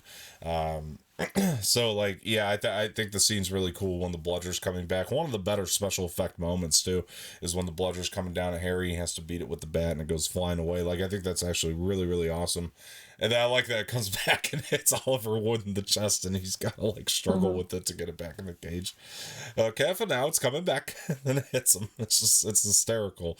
This guy's an idiot. But so so then he's teaching about the snitch, and he's like, the golden snitch, wicked fast and damned impossible to see. So he shows it to Harry. It is a really, really cool little thing and so iconic. And how I mean, who'd have thunk that this snitch would become so important later on down the line? But it definitely does in a big way. It's kind of cool. Planting the seeds again. So then we get this little break when they're at the Great Hall, and Snape's telling them good luck today, Potter, and all that, and. He's like, he's like, after your matchup with the troll or something like that, should be easy work for you. Kind of like a snarky, sarcastic type of comment like this. I think at this point in the movie, when we're first seeing it, we're all like, yeah, even I'm starting not to like the Snape guy. He's really getting on my nerves. And then, I'm pretty sure this is like it's the supposed moment. to be. Yeah. And that's it's on purpose. It's all misdirect. Exactly. It's wonderful. So yeah. So then we get around to the match itself. Or first, Harry gets delivered the Nimbus 2000. This is where that happens. It comes down, and he's like, "And who?" And then you see Professor McGonagall kind of give him the wink, and it's like, "Yeah, that's pretty cool." You know what I mean? I don't know why she felt so attached to him already to send him that, but it just shows that she has a really good heart, to her, and I think that's one of the elements of the character. She's like rough around the edges, but she's like really soft inside. You know what I mean? So that's one of the elements of the character I really like. And she's head of Gryffindor House. She wants her team to win. It's a good point. It's a good point. Yeah, there you go. The biases again are being played. So anyway, so then they Gryffindor hasn't had a great going here for the last 10 years or so. They talk about it all the time. Like they haven't won a House Cup in a long time. They haven't won the Quidditch Cup in a long time. By the way, the Harry Potter Quidditch World Cup game was so badass. I missed that game so much. I used to play that on the GameCube all the time. But anyway, just a fun little anecdote there. But anyway, so moving into the Quidditch match, Oliver Wood's telling him, I already kind of told this joke about where he's like, woke up in the hospital a week later. I think that makes me laugh every time. And then this Oliver Wood's always getting hurt. I don't know why this is what he does. He always gets hurt, but so they're moving into the match. I think the match is just really exciting. Obviously, the effects don't hold up much at all, but everything is just so exciting that's going on. And when I really think back to the first time I saw the Quidditch match, it makes me go, wow. You know what I mean? Because yeah, I think it gave me chills watching this in the theater. I just couldn't believe what I was looking at the time, and it's pretty cool. But yeah, Adam Quidditch, all that. What do you think? Yeah, I like Quidditch. The first introduction to Quidditch is just, I mean, it's a cool concept. It's a cool game. I like all the, the designs of the snitch and all the different, pieces that go with it. Yeah. And the match is exciting. I mean, there's a lot going on. It's really competitive. And then you got that misdirection with Snape and, thinking that he's doing doing what is it, Jinx? Mhm. Jinx in his broom, and that pretty much solidifies. You're like, okay, this guy is a tool. Like, we are done with this. This guy is canceled. Yeah. But yeah, This is the final straw. I like the whole Quidditch thing. I mean, you know, like we said, special effects wise, Quidditch is probably one of the weakest points of the movie. But honestly, it just keeps moving, and you don't even really care. You don't even really notice. And Quidditch itself is just, I don't know, it's exciting. It's cool. And then Harry catches the snitch in his mouth, and it's all good. It's all gravy. Yeah, these are the moments too, like where Quirrell and Snape are in the stands, and if you really pay attention, you can see Professor Quirrell, making the eye contact with Harry to try to, obviously sabotage the game, but they make you think it's Snape so much at this point, and they light his robe on fire. I actually get a kick out of that, so it's actually funny. It kind of causes a whole chaos in the stands, and then, but yeah, you're right. When Harry swallows the snitch and then kind of coughs it back up, I remember thinking like, this kid's a badass in the theater because he like stands on his broom, you know what I mean, to catch this thing. It's like, that's awesome. I remember thinking that was so cool in the theater when I saw it. But anyway, Sammy, what do you think of the Quidditch stuff? Yeah, my sentiments exactly. It's so cool. My big thing that I always remember is how, like, I remember not feeling like I didn't know who was gonna win. I didn't know, because I remember it kept going. It was like 10 points there, 10 points here, 10 points them, 10 points to me, and it kept going back and forth. And they do a good job of that, of showing that, like, making you feel like, because it does, like, the game does come down to whoever catches the snitch was gonna win at that point, and like they make you feel like I remember being like, oh, it's just really coming down to this. Like, Harry really does need to catch the snitch. I like felt the sports moment in point. That. Yeah. I love Quidditch. Wonderful point. So yeah, I think like after Quidditch happens, we start to move into Christmas time.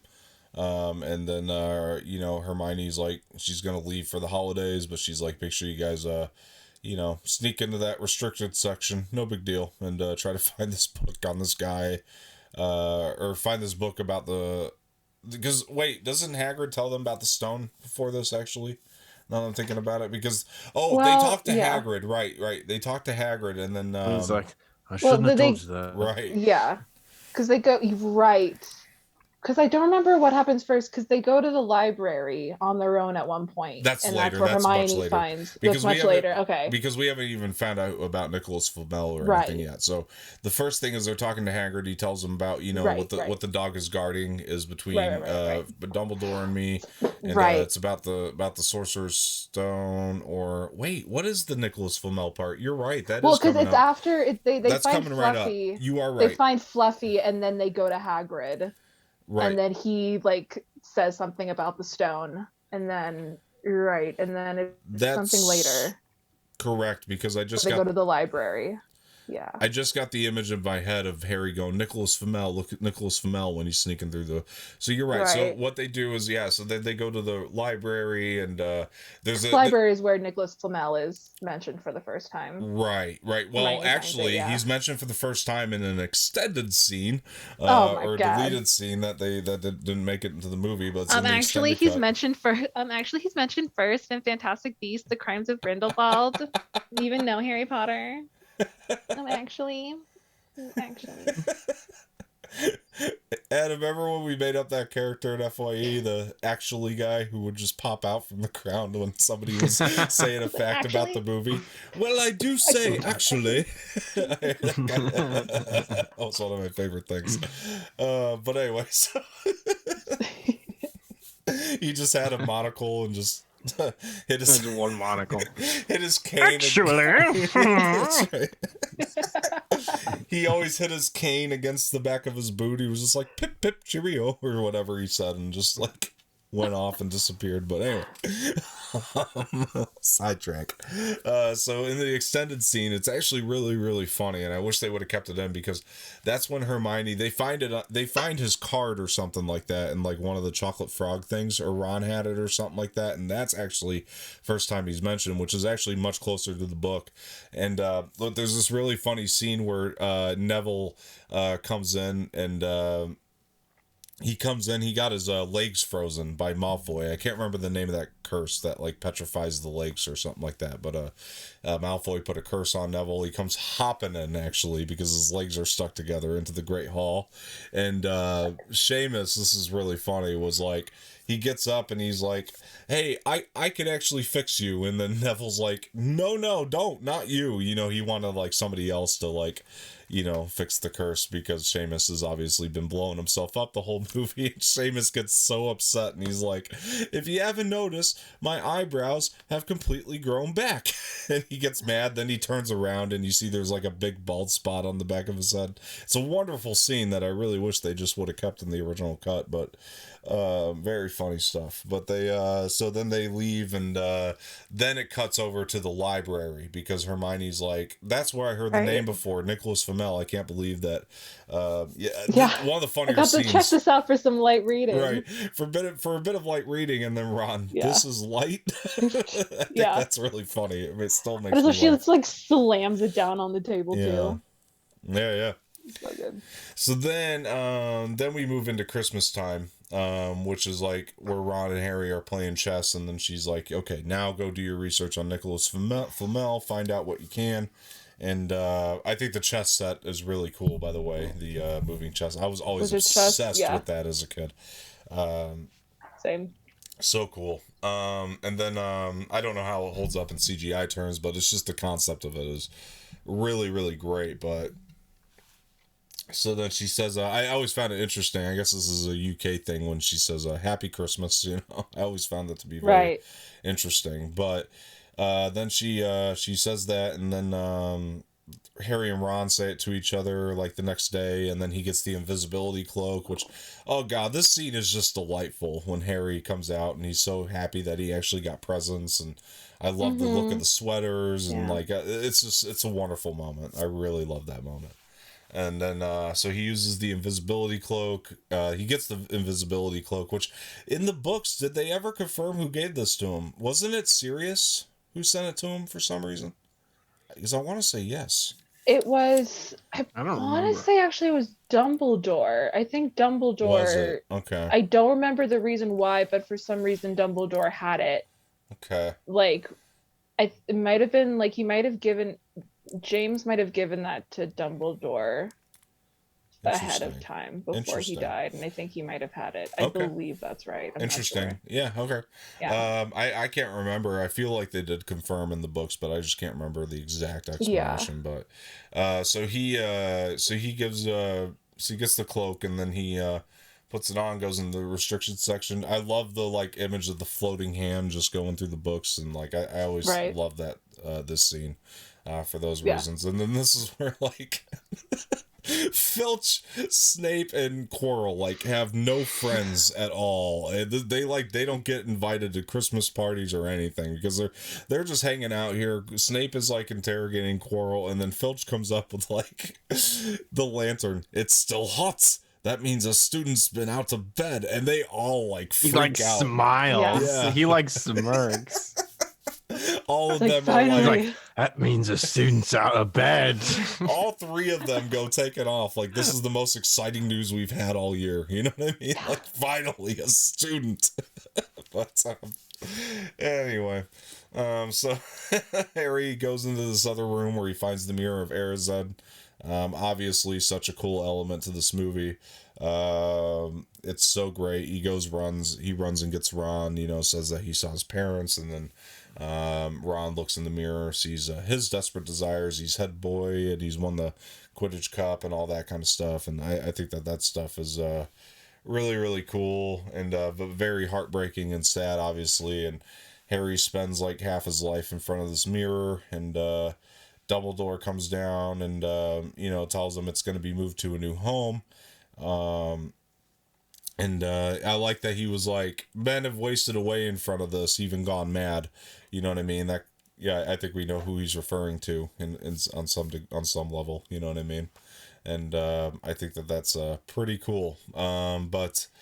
Anyway, really cool little Easter egg there. But then we get this. I love this little shot too that we get right after all this, where Harry's kind of out there in the snow, and he's letting Hedwig, kind of fly off, and I think that's a really beautiful shot, and yeah, just really wonderful stuff. But then we get this interesting scene afterward where Harry's like incredibly sad, sitting in the Great Hall because the mirror's been moved, and it's a really touching moment. And I don't know why they didn't keep this one. I don't know why they keep any of the extra scenes, but this is a really touching moment where Ron walks up to him and he's like, he keeps asking him if he wants to do things, and Harry's like going into kind of a depression because the mirror's been moved, and he's like, I don't really want to do anything, and Ron's like, he's like Harry, like, you got to get over it, type of thing. And like Ron, like when you watch the scene, really kind of helps break him out of this slump, you know what I mean, that he was in over the mirror being moved. And I don't know, this is probably the best of all the extra scenes, to be honest, because I thought it was like,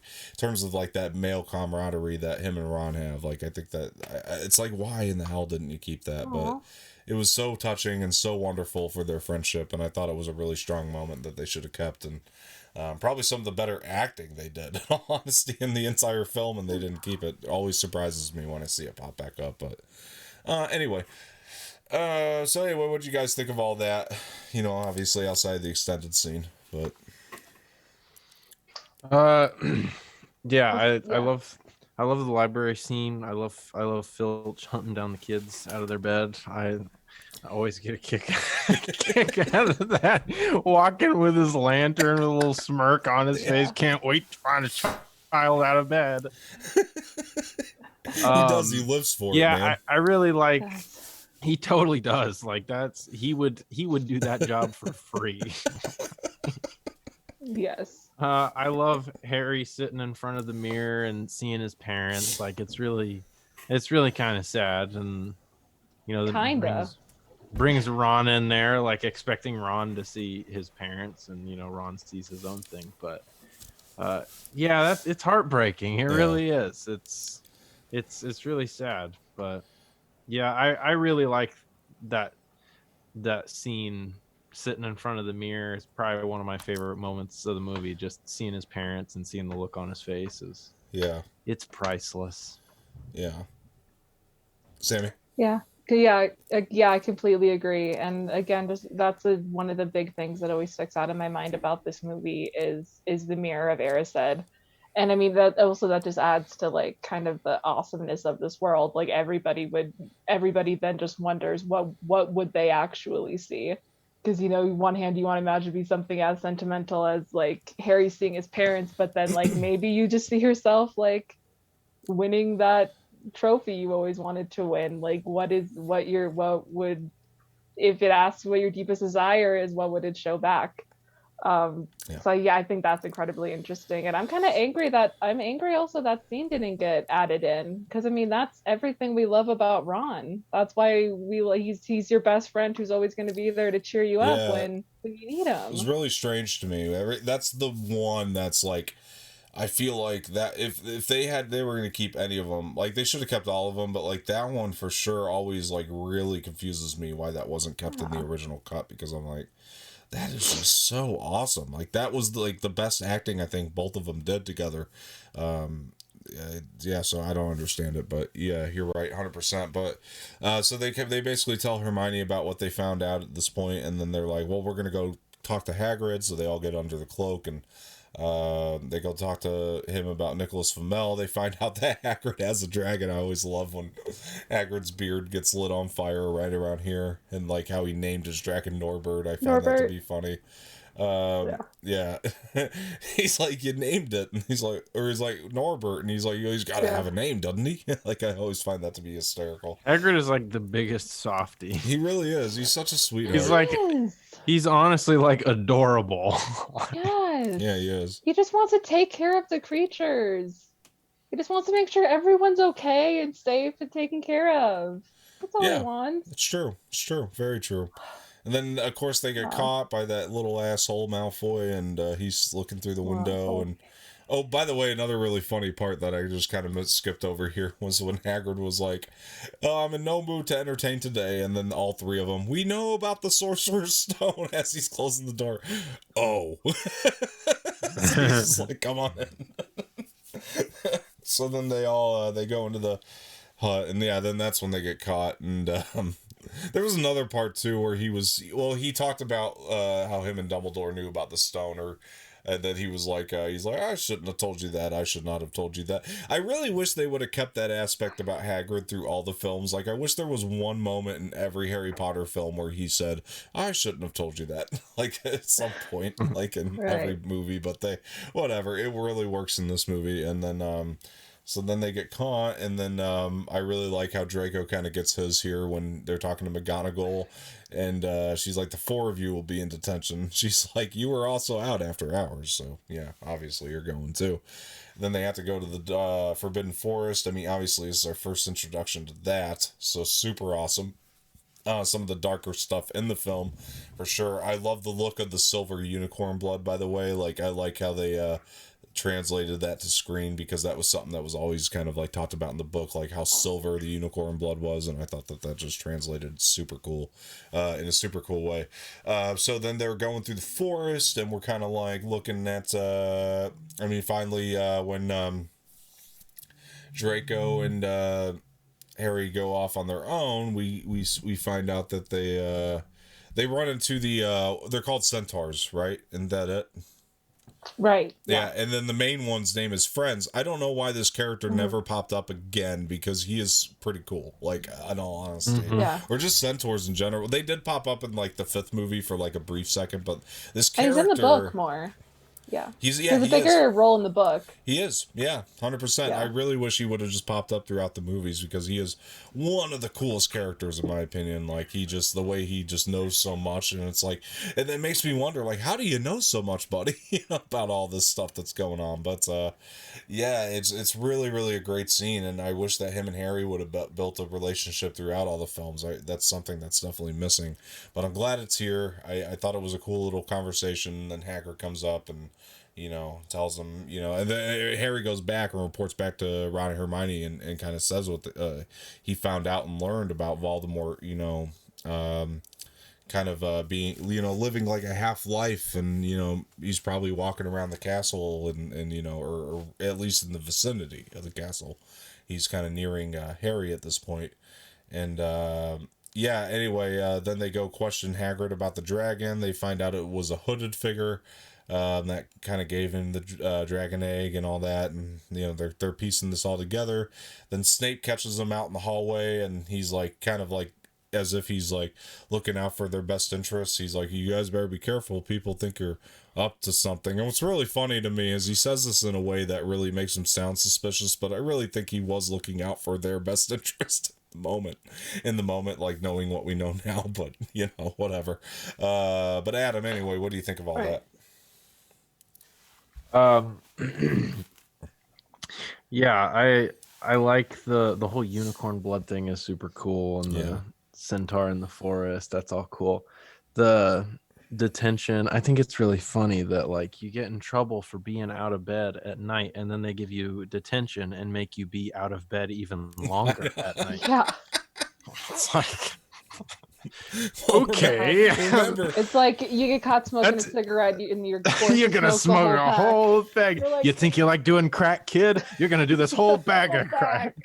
Right, it's that. Well, the thing is exactly that probably wouldn't have been the case, except that Filch was left in charge, evidently, of who they spent detention with, and he clearly wanted these kids to go out in the woods and just die, because that's clearly he had a master. And he was like, as he's walking them to Hagrid's, he's fantasizing about what they used to be able to do to kids.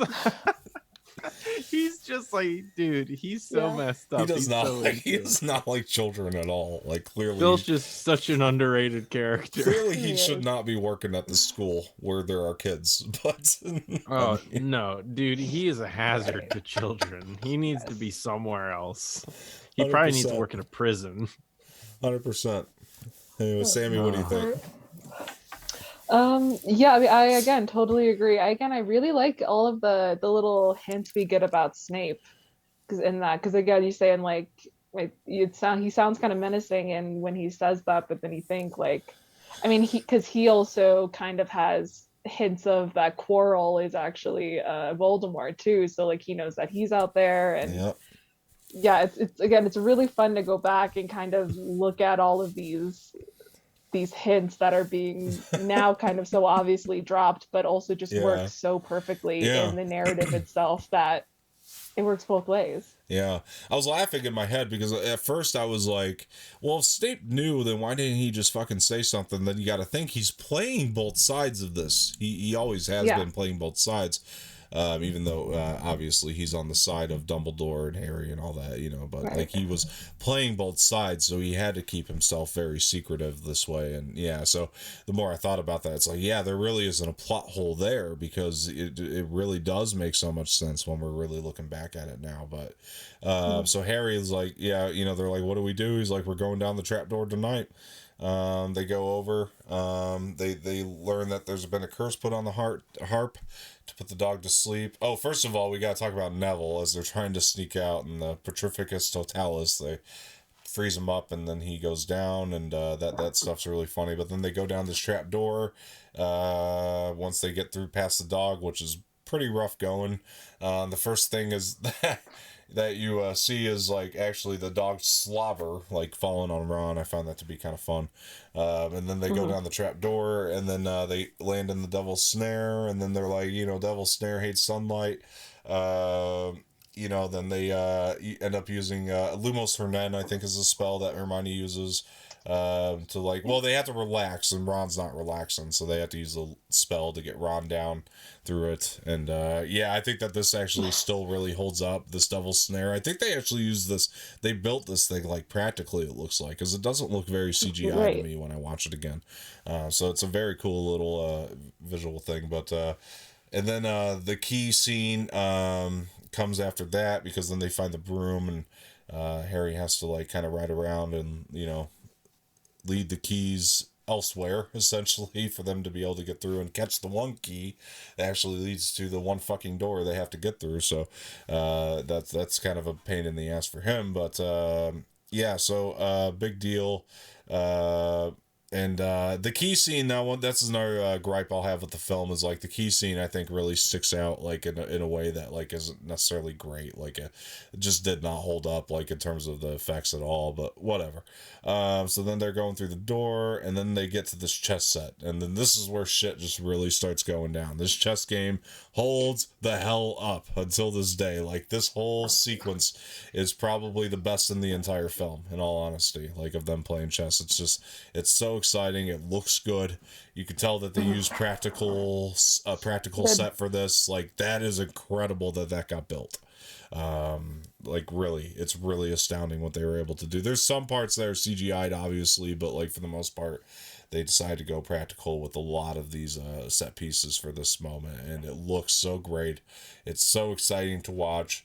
So Adam, the Devil's Snare key scene, and then the chess scene, what do you think?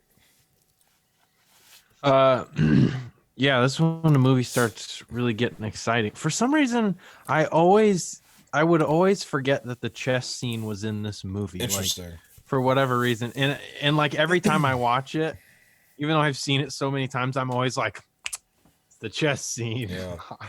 I love the chess scene for some reason. I just think it's great.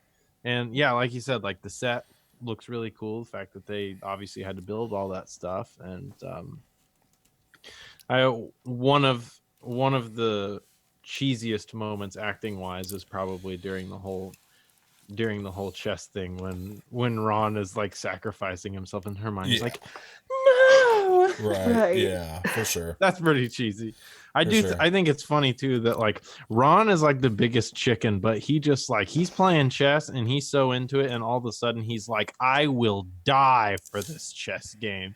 He just gets so ballsy all of a sudden. Yeah.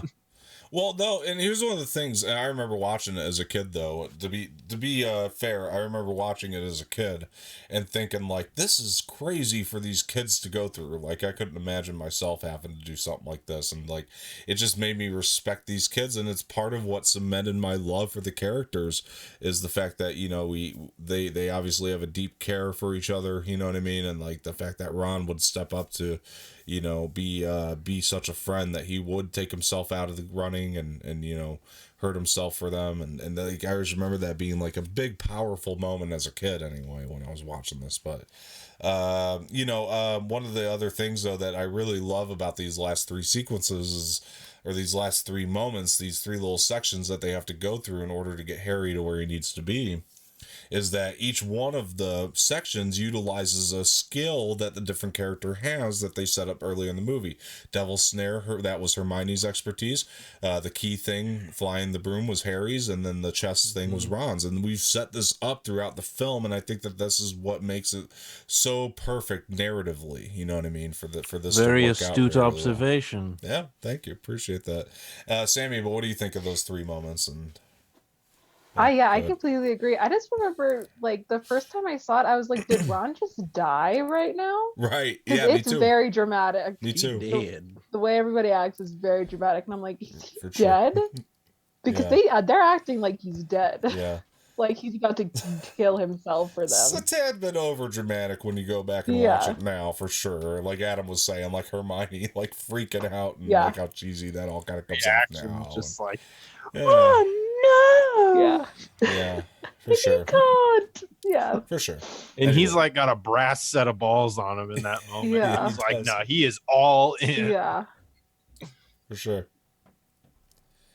Oh, anyway, so we're walking Harry's moving forward. I actually I think that's a nice little moment between Hermione and Harry, though. You know, like you have to go forward and all that kind of stuff. Or Harry's like, take Ron to the hospital wing. For some reason, like, I feel like right here at the end of this film, like Daniel Radcliffe became like a slightly better actor. I don't know what it is, but like he just right here at the end, he just got a little bit better at acting for some reason in these moments. But I think he's just probably one of these guys who's had kind of a natural gift from the very beginning for this, you know. So, but anyway, so he's going through he goes through, finds the mirror, finds Professor Quirrell. I just love this moment so much. I mean, him unwrapping the back of the hood and then Voldemort showing up, which actually all this stuff does not look that bad for something that was made back in 2001. When you compare it to like a lot of the other CGI in this film, this stuff doesn't really look that bad.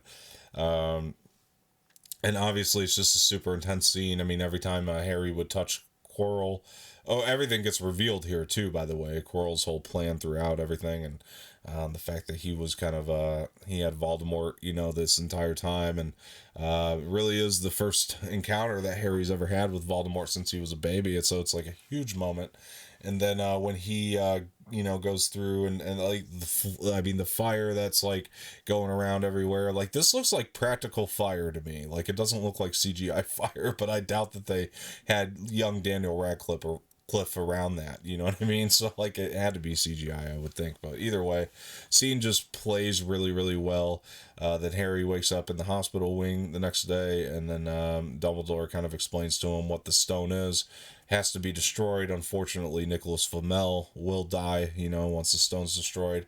And then this is kind of foreshadowing for the future when Harry asks him, like, will Voldemort return? And Dumbledore's like, yeah, unfortunately, there are ways he can return, and he's like, the reason he crumbled when you touched him, though, was because of love. That was the thing your mother left behind. And that's just something that can never be understood by Voldemort, which also sets up a lot for the future, obviously. Anyway, so the really funny part here is when Dumbledore goes to try the bean he's like, oh yeah. What do you say? He's like, earwax. Yeah, he's like, I figure I might be safe if I get a nice toffee, and then he eats. He's like, I lost earwax. It's so great. Oh, Richard Harris gave such a wonderful performance as Dumbledore. He will be missed. He will be missed. Would have been really. I'm not trying to take anything away from Michael Gambon in the films, but like it still would have been really interesting to see how they would have played had Richard Harris, been able to continue on with this. And it's really a bummer that he had to pass so tragically the way he did. But yeah, anyway, so moving into the final moments of the Great Hall, we kind of talk about Gryffindor won the House Cup, and it's pretty cool the way that it all flips around, right? Because obviously they're pretty much in dead last, I think, at this point, in the way that Dumbledore recognizes their sacrifices, and then like I think it's like at this moment you kind of realize, oh, okay, I see how this is gonna be between like Dumbledore and he's gonna have a special relationship with Harry. You know what I mean? I think that that's all very set up here, and he's always gonna look out for him, and I think that that's just really awesome stuff. And the ending of this movie, by the way, the closing on the Hogwarts Express, just really really gets me too, when he gives him the picture. Like I think choke up just a little bit when John Williams music kicks in the second. He just, the timing of that music is so perfect when he hands Harry the book, and just the reaction to it. I think that that's one of the best played scenes in the entire movie. But yeah, and then unfortunately that's where the movie ends, and it's kind of one of these things where you're like, oh man, I'd watch this for like 2 more hours if I could, because I want to see what happens next. But yeah, so that's the ending. Adam, what do you got?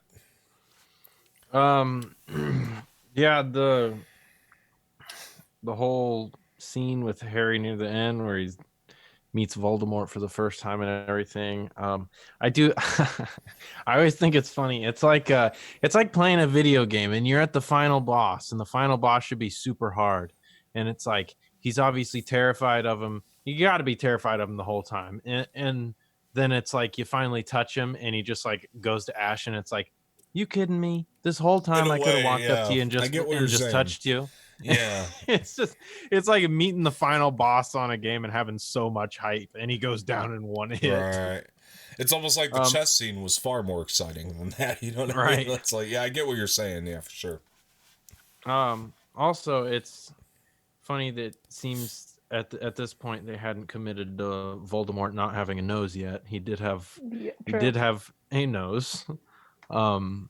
Which I forgot about until this last time I watched. I guess for some reason in my head I had always thought that he looked different for whatever reason, but I never really focused on the fact that he actually had a full-blown nose in that scene until the last time I watched it. Yeah. But anyway, yeah, cool scene. Dumbledore with the jelly beans, funny. And then the final scene, like the most savage thing that Dumbledore does. Like, you got banners up, Slytherin's already won. Yeah. He announced it, they've cheered, and he's like, actually, like, I'm just gonna give you a boatload of points at the last second and kill your dreams. He does. He's like, well done, Slytherin. Well done, Slytherin. However, must be taken into account. Yeah. Anyway, yeah. End of the movie comes, and you're begging for more. And it really I cannot wait to keep watching these. I know. I just Chamber of Secrets. I love these movies.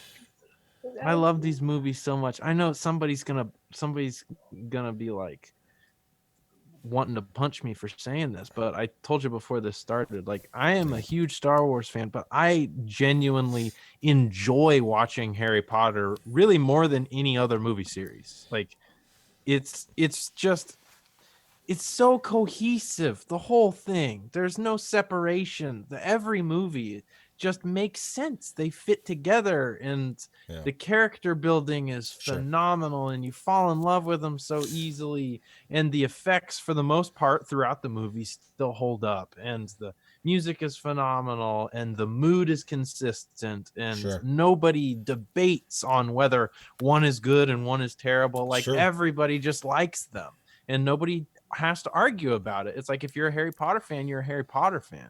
And in Star Wars, it's like, oh, if you like this movie, then you're a dillweed, and if you don't like this movie, then you're not a Star Wars fan. And it's like, it's just so refreshing, like, with the Harry Potter community. It's like, no, we all just love Harry Potter. Like, we're all here for it. Pretty much. And they're so good that you can like them all. There's no reason to not like any of them.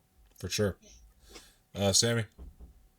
I mean, yeah, I echo all of that completely. I don't have much to add. One thing I always really liked in the end was that Neville did get the most points of everybody at the end, just for, because I always thought that was so true, that it is very hard and brave to stand up to your friends when you know they're doing something wrong. And I was like, what a good lesson to teach people. Couldn't agree more. Snitch on your friends. Yeah, and just Listen, such a wonderful ending to this film for sure.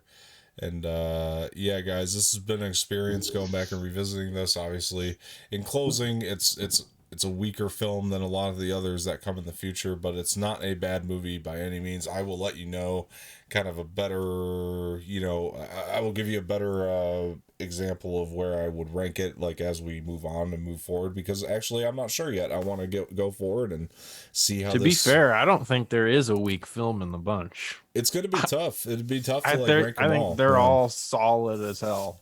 Yeah, they're all very solid. It's going to be interesting to see where this one falls, like, though, still just moving forward in it. And yeah, guys, it's such a great, gosh, if anything, and it's not like talking about like Phantom Menace where it's like, well, there you still got that nostalgia thing. Like with this, you got the nostalgia and it's a good movie on top of that till this day. It holds up. It genuinely does. Not everything about the whole it does, package, but it's a good movie too, and it's just a wonderful thing to have in this at this point. And it's so great that this groundbreaking thing happened when I was a kid and right around the age of the kids that were in the film, and I think that that's a lot of what makes it so special to me too.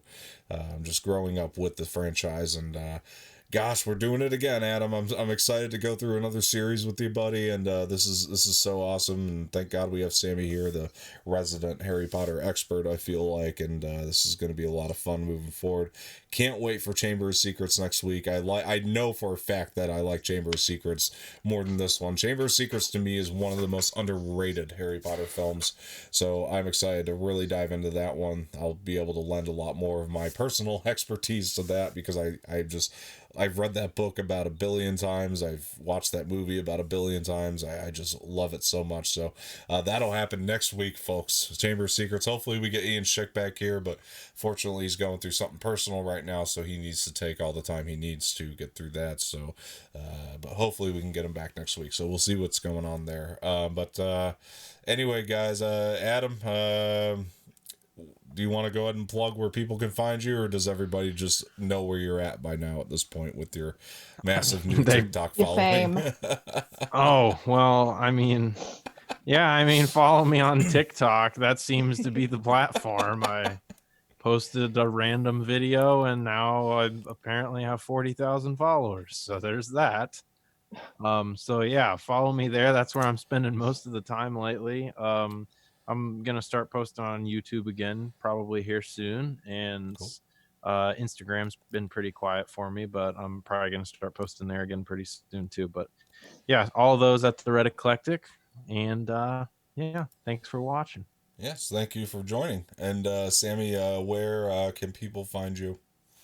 Yes, I am on Instagram at Samee Ramirez 14, and then Twitter and Stereo at Samee Ramirez. All right, awesome. And then, yeah, definitely follow the stuff we've been doing on Stereo, guys. Sammy's at Samee Ramirez.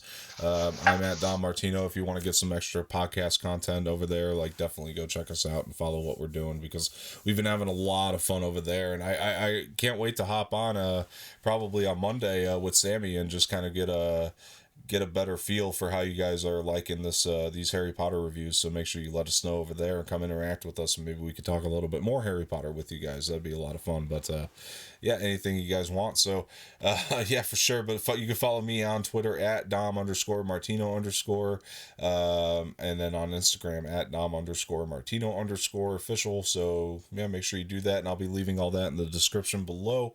I want to thank you guys for joining again. It's been really, really wonderful. Don't forget, we're going to start doing some reviews for the DCEU. I'm going to be doing those with Jareth Love. You'll get some special episodes every week for that, leading into the Snyder Cut. So something else I just want to plug there. But anyway, guys, thank you so much for joining. This has been another episode of Dom's Corner, and we'll see you guys next week for more movie news and also our review for the Chamber of Secrets. Can't wait. See you then. Bye-bye.